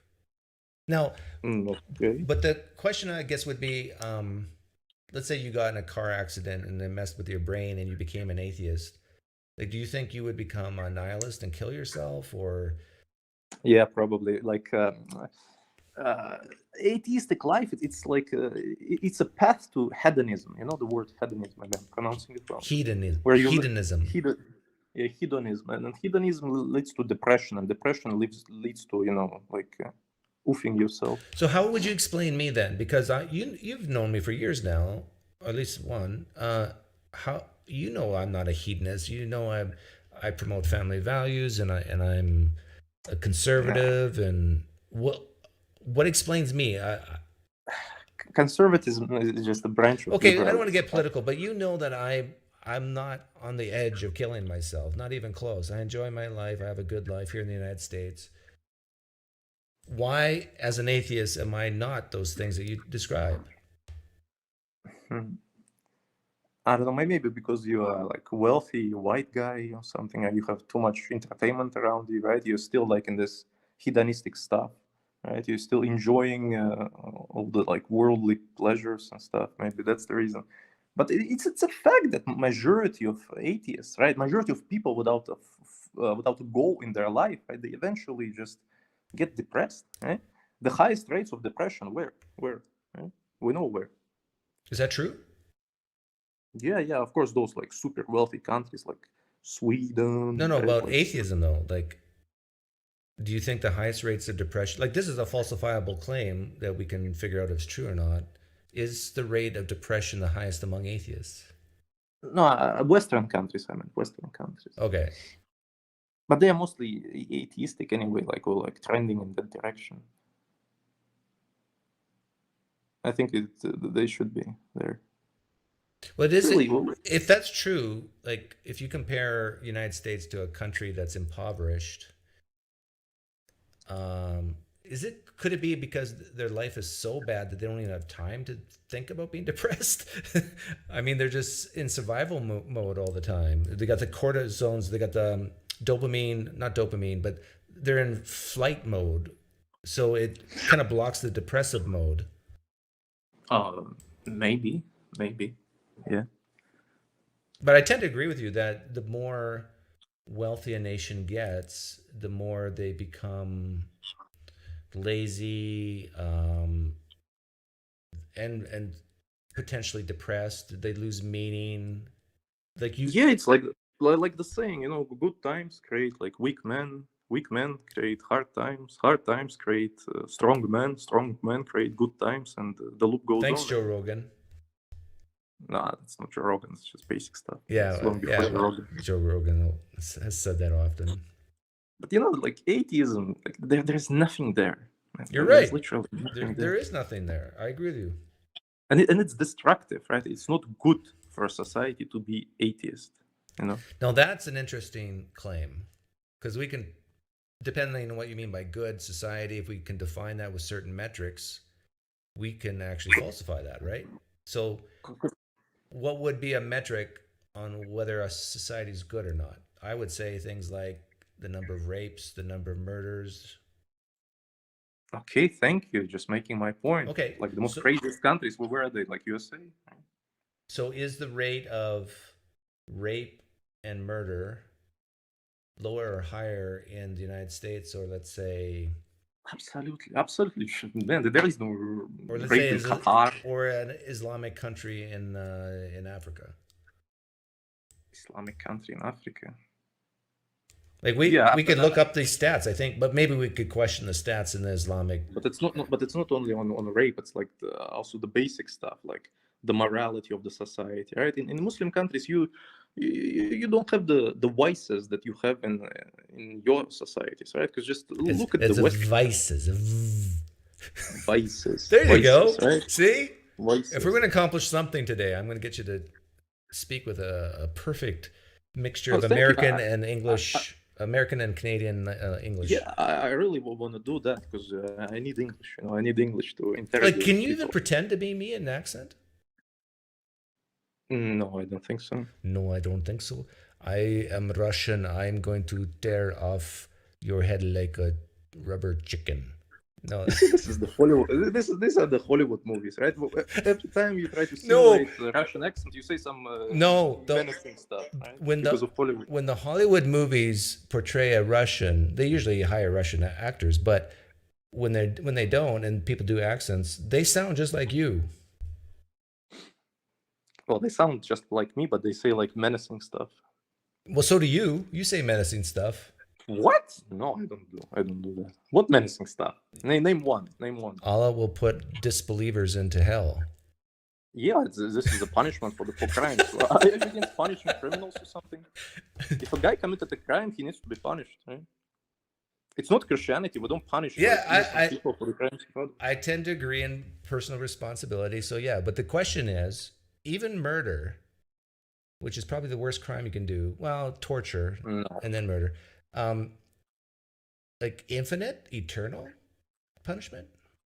For murder, no. Only for shirk.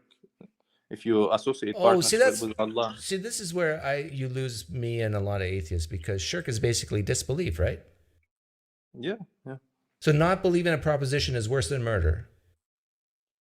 Yeah, of course. Because murder is a crime against the creation. Well, disbelief, shirk, is a crime against the creator. Why do you think it's a crime against, why do you think the creator of the universe views that as a crime? Because of the purpose of the creation, right? Do you know the core propositions of Islam? Yeah, I think you've told me this months ago.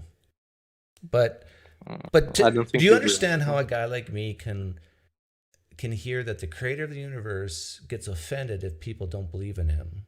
That kind of is weird. PineCreek, what do you do if you bought a vacuum cleaner and it doesn't vacuum clean? Vacuum right? It doesn't clean your room, okay? But instead it just I don't know, hits you over the head. Let's say, like, what do you do with that vacuum cleaner? What would I do with a vacuum cleaner that hits you over the head instead of vacuums? Yes. I'd throw it in the garbage. Beautiful. Why? Because you vacuum cleaner, right? The reason why it exists is to clean. Yeah, right? but like guess what? Human. I would not ask the vacuum cleaner to acknowledge my existence. Well, that's not the point. The point is the purpose. No, that's what shirk is. Shirk is not acknowledging Allah as the one true God, right? Yeah, because this is why you were created. You were created to be a slave, right? This is your purpose. Just like a vacuum cleaner's purpose is to clean the room. And if you do not do this purpose, you will be discarded. Vacuum cleaner gets discarded into the garbage. A human gets discarded into the hell, right? It even says in the Quran, if you don't want to basically be a slave, we will find you a new purpose. You will be a fuel for the fire, right? So either be a slave or be burned. Either be a slave or be fuel for the fire. What I like about you, Eylias, is you don't sugarcoat things. Like, you tell the truth on behalf of Islam, and Islam is exactly what you said. You either be a slave or be burned. Yes. Because this is the purpose. Just like with a vacuum cleaner, right? Vacuum cleaner was not created to make food or to be your companion. No, it was created to clean the room. If it does not do it, goodbye. Same with a human. Created to be a slave. You're not a slave, find you a new purpose, which is hellfire. You know, I could believe that if I had some type of demonstration. So could I ask Allah to burn my hand right now? Sure, you can ask. You want to ask on my behalf? You want to pray right now? Do you even pray? 5 times a day at least. Can you tell me, can I hear what your prayers sound like? In English? Yeah. In English? Yeah. Like the last time you prayed, what did you pray for? No, we recite the surahs, right? We pray like the Prophet prayed. For example, the core pillar of a prayer is reciting the first chapter, right? Do you know what it means, the first chapter? No, but so you basically just pray what the Quran says? What the Prophet says, yeah. Like if you Quran. get a bad, let's say you get COVID and you're really sick, like, do you ever pray to Allah to help you get over it faster? No. This is different. No, there are obligatory prayers and there are like dua, right? There is a salah and there is a dua. Salah is obligatory prayer and dua is just like a freelance supplication. Okay. Tell me what your freelance prayers are like. I pray for the Ummah, for the Muslim Ummah. I pray for my family, for my country, against the evil people. I make supplications against them. Yeah. And so you sound like a Calvinist Christian to me, and that your prayers are very general. They're not specific. But you would never pray to Allah to help you find a job, would you? No, they are very specific. I can't the names. I know, but would you pray to Allah for a job? Yes, of course. We ask Allah for everything because everything comes from Allah. For everything. So let me just tell you the core propositions of Islam. I think you're really lacking on that part. Like really quick, 20 seconds. Okay, go. There is only one God, right? Allah. He created everything seen and unseen. He's above everything. He's completely unique. He's nothing like any of his creations and nothing is comparable to him, okay? And he created humans, a world, and placed us on earth for only one purpose, to test us, right? This life is a test through trials and tribulations that he sends us, that he sends to us, right? For us to face throughout our journey in this world, right? And purpose of this test is to recognize him, recognize his ultimate authority above everything. 20 seconds are up. And to obey him to the best of our abilities, okay? Was that 4? 4 what? Didn't you say there was 4 things? No, I didn't say 4. Okay. Well, thanks for coming on. Do you have any questions for me to answer? Nope. Maybe you want to attack again? Attack you? Again? I didn't attack you once. No. Attack. I mean, like try to sow doubt and stuff. No, I can't sow doubt in a guy like you, because why not? Because you are doxastically closed. So I'm not even going to try. Well, let me ask you. Do you know what that means? No, I don't know what that means. That means what does it mean? That means no matter what anybody says or asks you or does, you will never disbelieve. Am I right? Well, Allahu Alam, Allah knows best, right? I don't know what's going to happen in the future, but let me say one thing. Is there anything I could say, show you, anything that you could see in your life that would change your mind and say Islam is false? Yeah, bring me some other alternative for Islam, right? If there is an alternative, right, then sure, I'm willing to change my mind. Okay, right? I'll bring an alternative. No, the alternative, the conditions for an alternative, you should know. Okay, right? So here's an alternative that you could consider: that there is one God, but it's not Allah. It is a all-powerful creator God, but he's not all loving. Part of him is even a little, dare I say, evil. He's part evil, part good. He created the universe for his pleasure, and then he just sits back and watches. And the reason why you see all the pain and suffering in the world is because he's part pain and evil. And the reason why you see the beautiful flowers and the goodness and everything is because he's part goodness. So he created his creation in his image, but he doesn't intervene. He doesn't really care. And he just watches. But you gave me just basically theology, right? This is not what I'm asking when I say alternative, right? Let me tell you what alternative is. It should be a comprehensive religion, ideology, or belief system that can guide a human being through his entire life and encompass every aspect of human existence. Okay, yeah. So you're asking for more specific things that can guide your life. No, I want politics. I want to like. You want laws. Society. You want Sharia law. Yeah, I want Sharia. Yeah. Well, here's a form of Sharia law without the Sharia part, and that is the human construct, the humanism, the social construct, I should say. So how did we figure out in the United States that we shouldn't enslave African Americans? It wasn't because, some people say it's because of the Bible. It wasn't because of the Bible. No, because it wasn't like profitable no more. It wasn't profitable? Well... Yeah, because it's industrialized society, right? The society was industrialized. It was still profitable for the people who had slaves. No. You wanted black people on the factories. You didn't want them on the cotton fields, right? So it was much better to put them in a factory, right? It was more profit for that. My point was that you can get these type of laws. Like the United States is not under Sharia, right? But yet we have laws where. And they are atrocious. They are the worst laws on the planet. I think you should agree with that. The United States has the worst laws on the planet? Absolutely. It's probably the worst country on the planet. So a law that says, or a right that says you have the freedom to either worship a god or not worship a god, that is worse than forcing people to worship a god? Who's forcing people to worship a god? The government. American government? No. I'm saying if we had a country where it says you have to worship God and it has to be this God. Okay, so that's option one. Option two is the United States where it says you have the freedom to worship or not. But you don't have that freedom in USA. You don't have. Muslims cannot even register a second wife in USA. There is no freedom of religion. You equate worshiping a god to having a second wife? Because in Islam, everything is worship. Even a smile. That when you smile to people, this is worship. This is an act of worship. Again, this is just.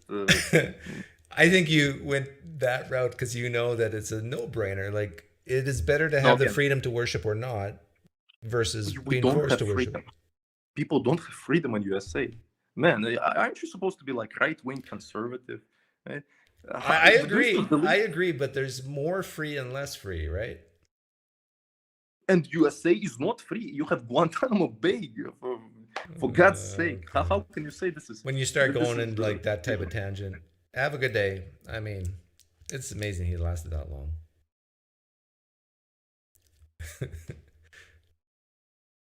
But yeah, there's some clip-worthy stuff in there. Especially when I was trying to teach him how to do the TH.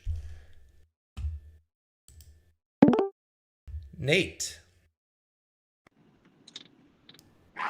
Nate, are you the Nate I talked to the other day? Oh, can you hear me? Yeah. Oh, no. This is my first time. Okay. Well, welcome. Hi. So I was gonna join, and then I saw how nice you were. I'm like, this guy. Yeah, I apologize for that. Next time, just call in. Then it gives me a good excuse to boot him. Mm-hmm. Yeah, I just didn't want to like rush him or anything, you know. No. Yeah, I've talked to him many times. Like even Eylias knows he's not offended when I boot him. Oh, okay. Where are you right now? Are you in a tunnel? Are you in a bunker in Eastern Europe? Where are you? Yeah, that's exactly what I'm at. No, I'm in my truck right now. Yeah, I'm just driving around right now. I just left my work just so I can join the call for a little bit. Okay. Well, what do you want to talk about? So I just had like a question, because you said you're a former Christian. Yes. I was just gonna ask. Are you moving? Are you driving? No, I'm parked actually. Okay. Try to keep your phone from moving. Is it up on the dash or where is it? Oh wait, actually. Okay, right now it's good. Would it? No, now it's bad. Hang on, whatever. No. It's like every few seconds it gives static. Is that better? Hang on, let's wait. Yes, I think that worked. Okay. Okay, so what's your question about Christianity? Or used to be a Christian? Yeah, I was gonna ask you, what caused you to leave your faith? It was a long process that took about 5 years, and it was me starting to doubt whether or not I had good reasons to believe it in the first place. I started asking myself questions like, why don't other people believe like me? Like, it's obviously true, so why aren't they believing? Oh, that's why they don't believe it. They just don't accept the eyewitness accounts. They just don't accept the prophecies. They just don't accept it. They don't accept that this is God's word. And then I started asking myself questions like, oh, well, why do I really think God has anything to do with this Bible thing? And yeah, I just started going down that rabbit hole. And after 5 years, I became a deist. And then after a few months after that, I became an atheist because I thought I can't even justify deism. Mm-hmm. Okay. So I would say I'm in that exact, or where you were, I would say that's where I'm at right now, in that sort of doubt phase. But I don't see myself leaving my faith. So what do you think that could be if we were in the same boat, but I stay in Christianity and you leave? What do you think is like probably age? The cause of that? Yeah, you sound young to me. I was older, financially independent. I didn't need. I had been married for many years, which made it hard to leave, but in a way, a little bit easier too, because we had a foundation. I live 2,000 miles from my immediate family, so there wasn't a huge blowback from that. So if you're young, if you're still trying to figure out who you are, what kind of job and career you're going to have, if you live close to your immediate family, but if you're doubting right now, odds are you're going to stay a Christian. Because you have these forces that are pressuring you to stay in Christianity. And if you left Christianity, a lot of bad things would probably happen to you. Like your mom would cry, right? Am I right? Probably, yeah. Yeah, and you don't want your mom to cry. No. But now you got a problem. You don't want your mom to cry. You don't want to leave Christianity really, but you have these doubts. So what do you do? Here's your choices. You can call Jonathan McClatchy on his channel. He has a website called. Yeah, it's funny. I'm actually on there. You're on there already. Yeah. And you still have doubts. Yeah. Yeah, I would say it's just. I mean, you would disagree, but I would just say it's our human nature to doubt, to just reject or to doubt. I think it's just something that's in us. Can I ask what you're doubting the most? Like, what's the first thing that pops in your head with Christianity? What are you doubting? I see. Right now, two main things. I'm doing a little better on them actually, but it started with like, does God even exist? And also about the resurrection. Those two main things, really. Well, those are very different types of doubts. Yeah. Yeah. I mean, it wasn't all just one topic. There was a lot of things because I would say as soon as I started to doubt God, it started to like. Why are you doubting God? I'm not doubting God. Like I don't doubt Him, but it's just I'm doubting if there is a God. Right. Why are you doubting that God exists? Because I don't know. I had just discovered that there was a whole other side to this. That people really do object to these kind of things, and it made me question my own faith because. Yeah, but I'm very curious on the specifics, and I'm not trying to push you one way or another. I'm just very curious on the specifics. Yeah. Like, what exactly did you hear people say that made you question this God's existence? So I joined the live. This is like the very start of it. I joined the live, and this guy was just saying God doesn't exist, like so confidently, and he was giving a couple reasons, and it made me think because I never thought about it before. So that's really the main reason. Just like seeing the other side, the atheist side of things. It's kind of one of the reasons that made me doubt, and then I started looking into it more. And but it wasn't things like fine-tuning arguments kind of debunked or the Kalam debunked, nothing like that? That too. That kind of was a little bit, gave me doubts too. Yeah. Okay, and what about the resurrection? Why are you doubting that? The resurrection, I would say because of the like when I watch debates, they say like Paul wasn't reliable, or it was just claims, people could be hallucinating, or yeah. Well, are you still there, by the way? Like saying that it didn't happen, and I never looked into it, and that's one of the main things. Like I didn't have any knowledge of these things. May I ask how old you are? I am 17. I knew you were young, but I didn't think that young. No, yeah. Can I ask another question? Sure. To the people who are older, who had doubts but stayed in their faith, what would you say the reason for that is? Need. They're needy. They need God, is what you're saying? Yep. And then they have to agree with that.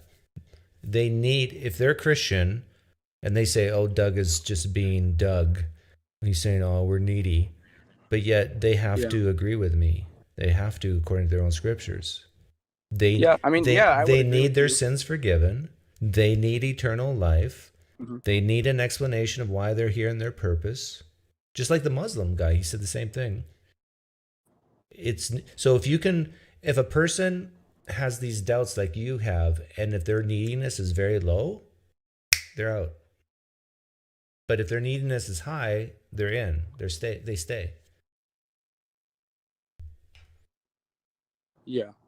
Unless the cognitive dissonance is so excruciating to them, some of them will leave theism, leave Christianity, even though they are needy, just because they can't stand it anymore. Or there's a specific issue, like if you were gay and you're having doubts, odds are you're going to leave sooner than a non-gay person, especially if you were in a fundamentalist type church. Issues like that. Yeah. So the thing about that is, I wouldn't disagree with that. I would say, yeah, we do need God. I would say everyone needs God. May I ask why? Why do I need God? Why? Yeah.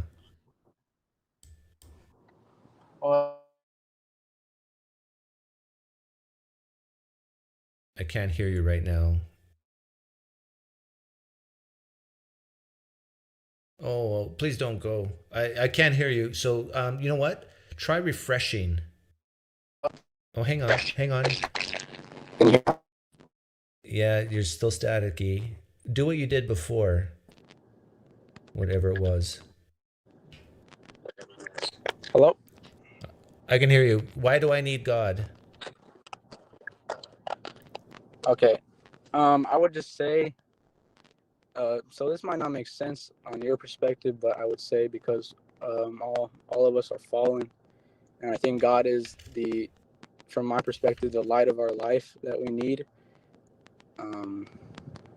So I would say that's why.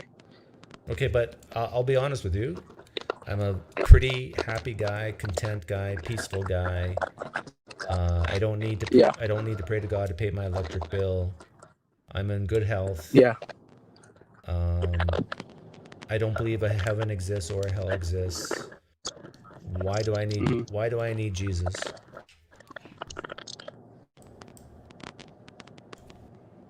I think it's to recognize. Actually, no. Never mind. Let me just.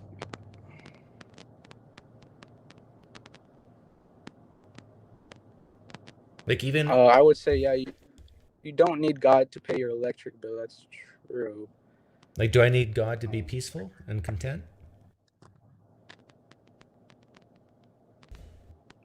Can you elaborate on that? Like, I see a lot of Christians who struggle with God's will for their life, what they should do, who they should marry, what the job they should take, or even in simpler things like how they should live their life pleasing to God. I see them struggle with these things. I see them struggle with loved ones who are dying. I don't have any of these struggles. You know why? Because I don't believe that a God exists. So I would say I'm more peaceful, more content than the average Christian. Yeah. So I think it's because the Christians, I think it's because they would tend to recognize their sin and the bad things going on in their life more, such as their own sin. I feel like they would feel, not to like stereotype or anything, but I feel like they would feel more convicted of those things, and I know, but isn't that a bad thing? I mean, to feel that guilt and conviction, I don't feel that. At least not the same way. Yeah, I mean, when there's no God in your life, I mean, I don't think there's. Well, I mean, people feel bad for doing bad things, but right. I think it's like, if you have no God in your life, then I think you feel bad a lot less. If that makes sense. So I'm not quite hearing why I need God in my life or why I need Jesus, Christianity. Because I'm peaceful, I'm content. I don't have this guilt. Nate, there's an easy answer, but I'm sensing you don't want to say it. I think I know what your answer is, but I don't think I would agree. Okay, what do you think my answer is that you should have? I think it's because you think that there's no God.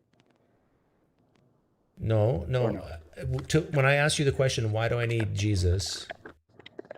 I think a very good answer you could have given is because if you don't accept Jesus, you're going to go to hell for eternity. Yeah. Why didn't you say that? Well, I wasn't thinking of that, but you weren't. Yeah, that does make sense. To me, as a Christian, like that would have been one of the first things I would think about. I might not say it because it sounds kind of rude, but I would think it immediately. Yeah. There is a Bible passage that shows, I think it's King David. He's saying that people who don't believe in God, they seem to be very content and very happy. And yeah, in fact, I would say I don't know how to say this without sounding like a typical horrible Christian, but I think it's when you do pass on and you do find out that there's a hell, I think that's when you're going to feel like you do need God now. Yeah, and I think that's the only answer a Christian can give, because even Jonathan McClatchy, if he were here, he would agree that I don't need a belief in God to be moral, to be a great productive member of society, to even be content. Now, he might disagree with that one as far as the level of contentness or peacefulness. But really, the only thing a Christian can say to a guy like me is you need Jesus so you don't go to hell. But now I would ask the question, how terrible is that? That's the real reason.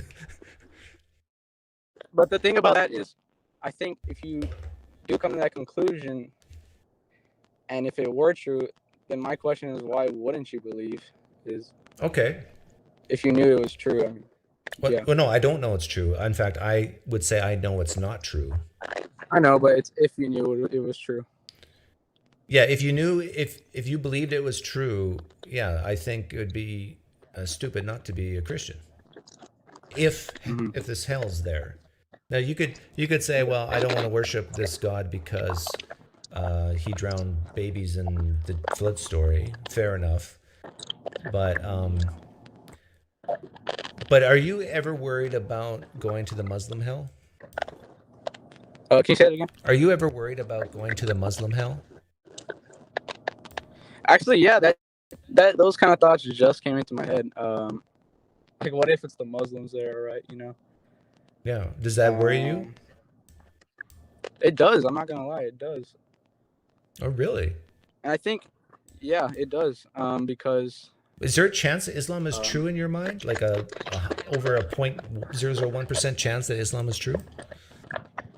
I haven't looked into Islam a lot, but I have good reasons to believe that Christianity is true. But can you repeat your question again? I've totally forgot. Well, actually, let's shift gears a little bit. What are your good reasons to think Christianity is true?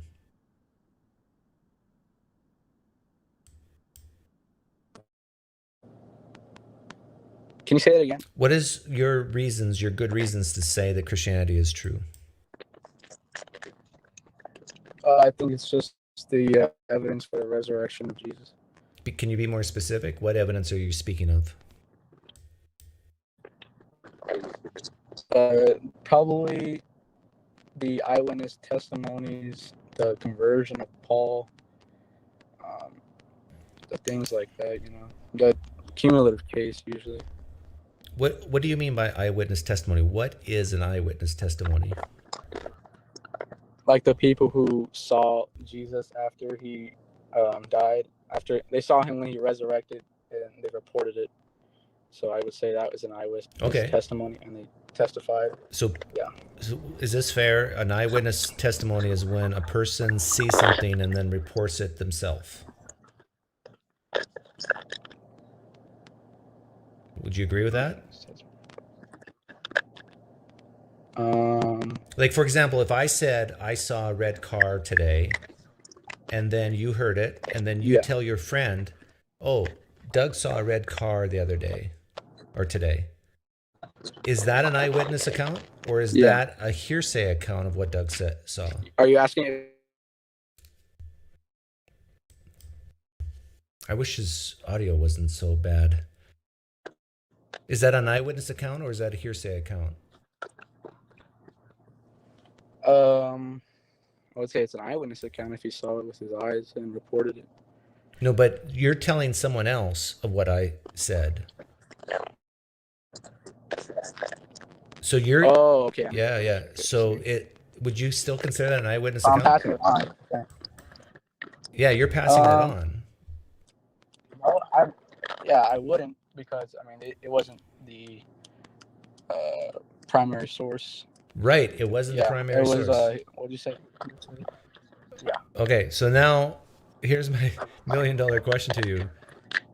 Given that that's what an eyewitness account is, when someone says what they saw, do we have any eyewitness accounts in the Gospel of Mark? Gospel of Mark. Because Mark wasn't a disciple. He was an associate of Peter. Yeah. Even if we take the traditional authorship. Yeah, I guess it was. Because the eyewitness, the people who saw Jesus were the ones who reported to, or the ones who reported. And yeah, I guess it was passed on to Mark. I haven't looked into it that much. Yeah, but, you should if look 500 claims are the exact same, I would say that counts as some sort of evidence. The 500? Yeah, the 500. Did any of those 500 write an eyewitness account? Not that I know of. So we don't have any eyewitness accounts. We have a guy saying, Paul saying 500 people, Jesus appeared to them, right? Yes. Yeah. So what you're going to find, Nate, that when you research this, and I can steel man guys like Jonathan McClatchy, and they're going to say that, yes, technically Doug is correct. The only eyewitness account we have in the New Testament is from Paul. If that's how you define eyewitness account, he's going to say Doug is right. However, we have good reason to believe that who we know wrote the New Testament based on traditions and Papias and Eusebius. And so we can be confident that we have good secondary sources, and in 2 cases, 3 cases, primary sources, John, Matthew, and Paul. But with Paul, he saw Jesus after Jesus apparently went to heaven, and so Jesus must have come back in a vision or something. So your eyewitness accounts, you're down to maybe one for sure where he says, I saw this, but that's Paul. And the other 2 are John and Matthew, who don't identify themselves as being the writers of the accounts. And so you're really on shaky ground with this eyewitness account thing. Would you? Yeah, I mean, does that make sense? Look into it more. Yeah, I get what you're saying. Yeah. I understand why you're doubting the resurrection, because you gotta people make up stories all the time. People can be mistaken all the time. They are mistaken all the time. Yeah, but I wouldn't say that. I mean, yeah, that's true. But I think when 500 people are reporting the same thing, I think that points to something. Wouldn't you say? But we don't have 500 people reporting the same thing. We don't have that. We have one person reporting 500 people saw something. One person reporting, not 500. I'll have to get back at you for that with that one. Do you agree that's true? That we have one person reporting that 500 saw something rather than 500 reports? I would have to look into it. To be honest, I am not super. Okay, well, go back to go back to Jonathan McClatchy. Tell him Doug sent you. Yeah, I definitely will. I'll tell him. But one more question, sure, if you don't mind. So this may not be your motive for your channel or the street epistemology. I think that's what it is. But I think you know that you cause people to leave their faith. Yeah, apparently it's that's a lot. Yeah, I mean, I think it is a lot because of the fact that it could be true. And do you ever think of it as being like you're sending people to hell? If I thought that there was greater than a 0.00001% chance that hell is real, I am so entirely convinced that there is no hell that no, I'm not worried about it. In fact, I would say that if there is a God, odds are you're going to hell, not me. Why is that? Because if this God exists, I would think my expectations would be that this God would reward people who realize that all religions of the world are wrong. Maybe they got some things right, but the core, I'm going to mute you as I say this. Sorry, I should have done this more.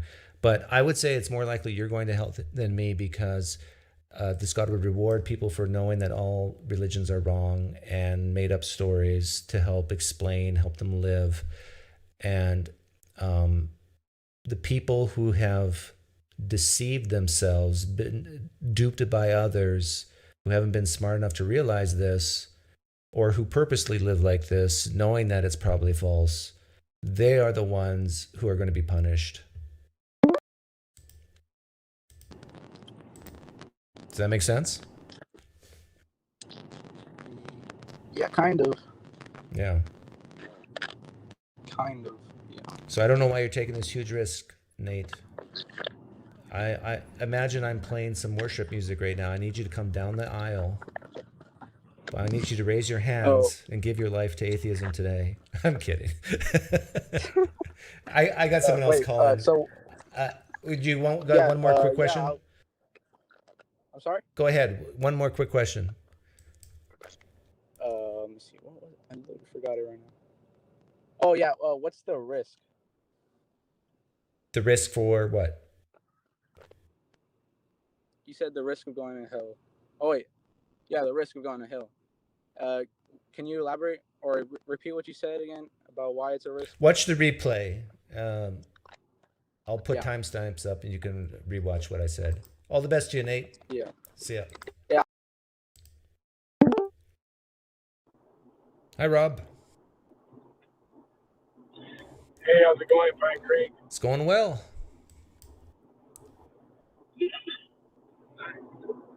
Got another. So I am a. Go ahead. Go ahead. Can you hear me? Yeah, you're a little quiet, but go ahead. Okay, I'm a theist. I am a Christian fundamentalist. Okay. Hey, so I had a question for you. Mm-hmm. So you've been an atheist for how long now? Oh, good question. 12 years? Something like that. 12 years. So after 12 years, what are the things that have that bother you the most about atheism? What bothers me the most about atheists? Are you talking about atheism or atheists? Atheists, mostly, and what their rhetoric and what they speak on. Yeah, okay. Great question. What bothers me most about atheists living in the United States of America is most of them are sandal wearing, granola crunching, tree hugging liberals who a lot of them are postmodernists who don't believe in objective truth. They tend to be angry, a lot of them, especially when they first leave the religion they came from, if they did. They tend to want to add things onto atheism which shouldn't be added on, like this atheism plus idea of secular humanism or some other type of thing. No, atheism is just either a lack of belief in a God, which I don't uphold to. I say there is no God. I know there's no God, just like you would say there is. And is that a good answer?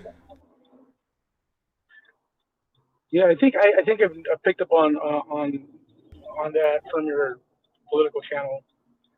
So my question, I guess I have a second question, if that's okay. Yep. So is there any fear that sort of attitude and maybe transferred over to your children at all? No, it already has. Oh, no, I mean, which attitude? My attitude or the atheist I don't like attitude? The atheist you don't like attitude, because I think, because at least this is from my perspective, at least from my upbringing, I feel like you still have a lot of those conservative values that, I don't know, maybe maybe I'm wrong. My kids are very well. That, my kids are very well rounded. They understand why conservatives think the way they think, and they understand why liberals think the way they think, or I should say right or left. And I think both of them, both my kids lean right, but it's not like they demonize the left. They understand people have different values. They're very much like me because they've asked me questions as they've grown up, and I've answered them as best as I can. So no, I personally have no fear that they're going to end up being like. And I feel like that's a very unique case. It is unique, yeah. Yeah. So what do you think is the best method to do that to raise conservative children through atheistic parents? Like, what do you think was the best methodology behind that? To just think and not demonize people, and not to realize that we're in this all together and that we have different values. So if someone's raised in a family that's democratic, for example, odds are those kids are going to be democratic because they're going to share some of the same values of their parents, but maybe not. And I think all you need to do is have conversations with people who think differently than you, and understand where they're coming from, and separate facts from opinions, because two people can look at the exact same facts and even agree on the facts, 100% agree on the facts, and still have different conclusions on what to do about that fact. And most people, no, I should say most, a lot of people in the United States can't handle that. They can't handle, why aren't you feeling what I'm feeling? Why aren't you wanting to do what I want to do about this fact? Like January 6th, that was a great example. I think it was bad, but not that bad. Like compared to a lot of other things that's happened in the United States. Someone who leans left and hates Trump with a passion is going to freak out about that. And yet I agree with him on all the facts, or I could potentially agree with him on all the facts. And until people can understand that it's a values thing, it's not about being right or being wrong. Many times it's about just this either natural emotion or inclination or intuition of how you view facts. Until they figure that out, they're going to constantly fight each other. Sure. Yeah. So I adopted a Christian worldview like 3 years ago. So now that I have children, or actually have one, I have a son, and I also have one on the way. So one of my initial fears was that how can I prevent them from having a worldview that is destructive in a way that it harms them, even though I have already have a worldview that, at least from my perspective, from a Christian worldview, it prevents homeschool them to grade 6 and then put them in public school. They'll be very well rounded. Homeschool them to grade 6, and that's what and then put them in public school. Or a private school, I guess. And what was it that you did? That's what I did with your children. We homeschooled to, well, actually grade 5. We homeschooled to grade 5, and then public school for one child, and then the other child, sort of a private school, but not really. And we could have homeschooled the whole way, but we chose not to. And I tell you, my kids were great examples to the other kids in these schools. Like it's crazy how such terrible homes a lot of these kids come from. Yeah. Terrible homes. Do you think that the blending of both an atheist parent and a Christian parent benefited your children at all? Rob, you're asking great questions. In fact, if I were to give a blueprint on how to raise great kids, productive members of society, I would say an atheist dad and a Christian, but not a crazy Christian, but a Christian mother is a great combination. Because what you'll end up having is a child who can understand theism and atheism both, a child that can understand the morality of, let's say, the Christian morality and some of the good, like legitimately like good things about Christianity, about turning the other cheek, loving your neighbor, and so forth.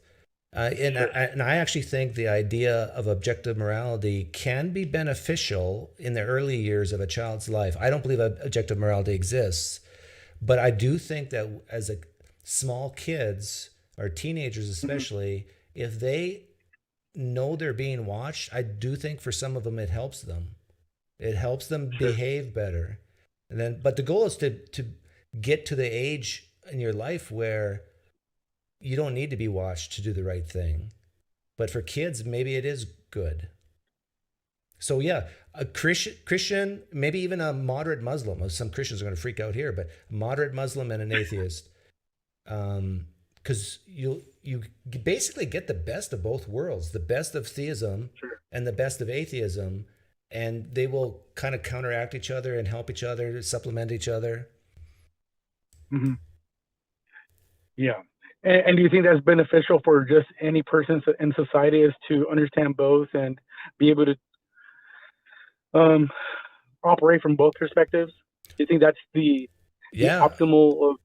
Yeah, I think it's definitely one of the best ways. Like it's like my wife is black, and so my kids are mixed, and so this is why my kids are never going to get caught up with this stupid critical race theory stuff. Some of it's stupid for sure, because they have a white father. They're not going to demonize me because they love me. They know I'm a great guy, a great dad, and they're not going to demonize their mother because she's black. And it's like they're not going to be racist either way.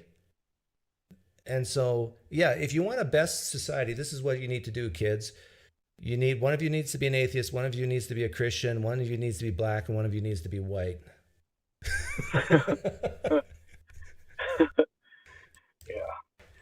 Yeah. So for, what I'm dealing with. So my wife, and this is kind of goes into your theorem of, I got saved because of my wife, and because my wife is super attractive, so I wanted to, You wanted to have coitus.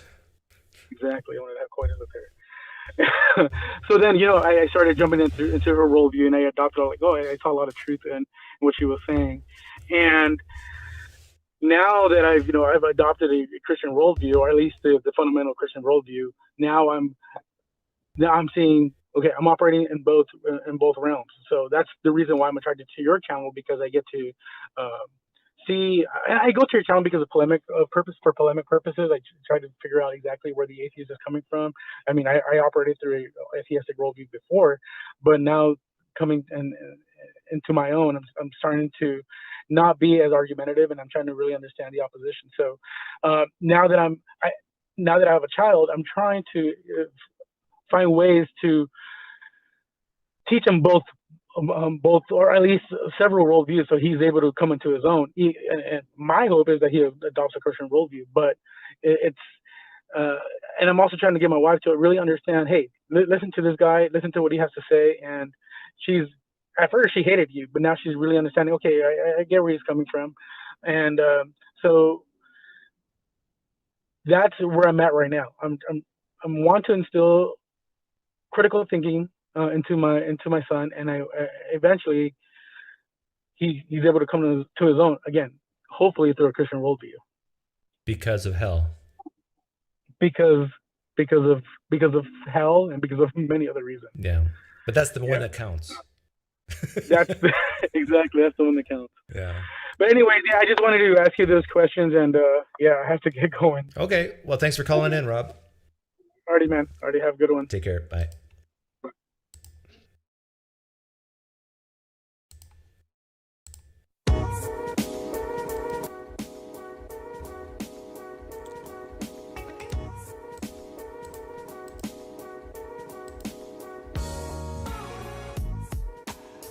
I think every PineCreek viewer hated him at first. I think you're right. Not every. Now I'm a little hot.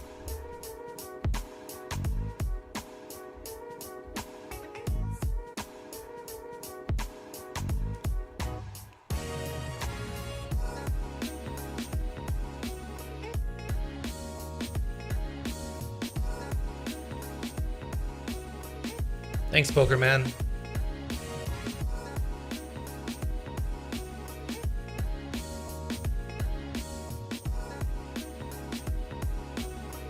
Do we believe we came from grays or scum or rock? What's a grays?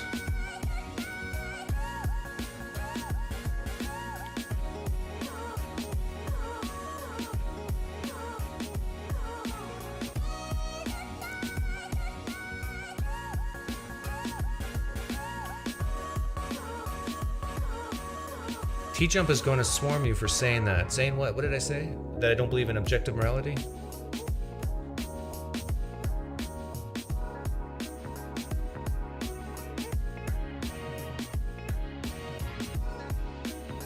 Assaulting law enforcement folks, not that bad?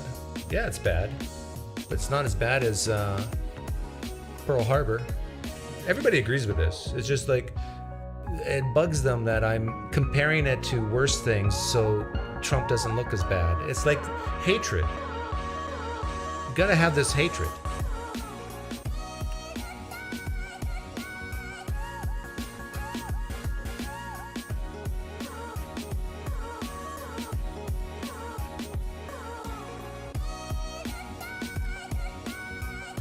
I love whataboutism.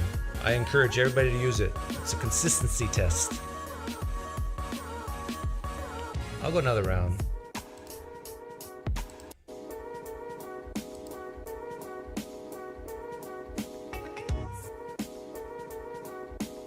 Enjoyed some great modeling of effective questioning. Thanks, Trevor. It's a stupid comparison. No political issue today is as bad as Pearl Harbor. Well, what about the 5 Congress people that were attacked in 1954? January 6th wasn't as bad as that. Still bad, though.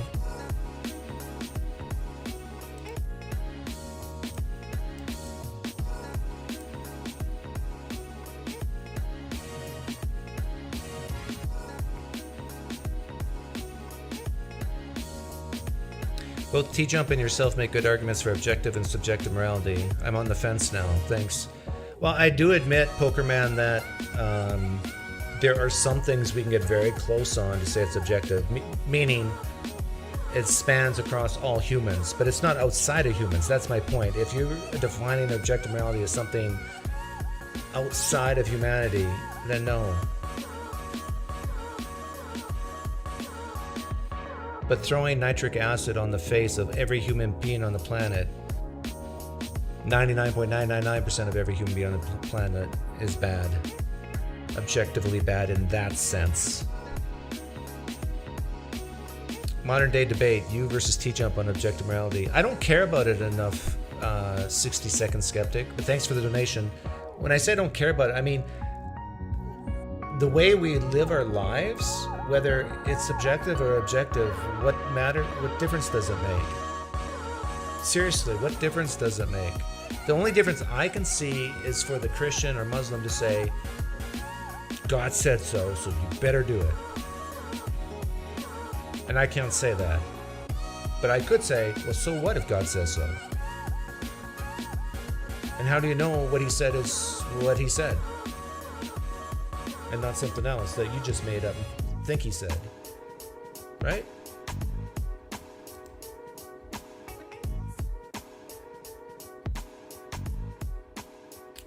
Have a great weekend, everyone. Take care of yourselves.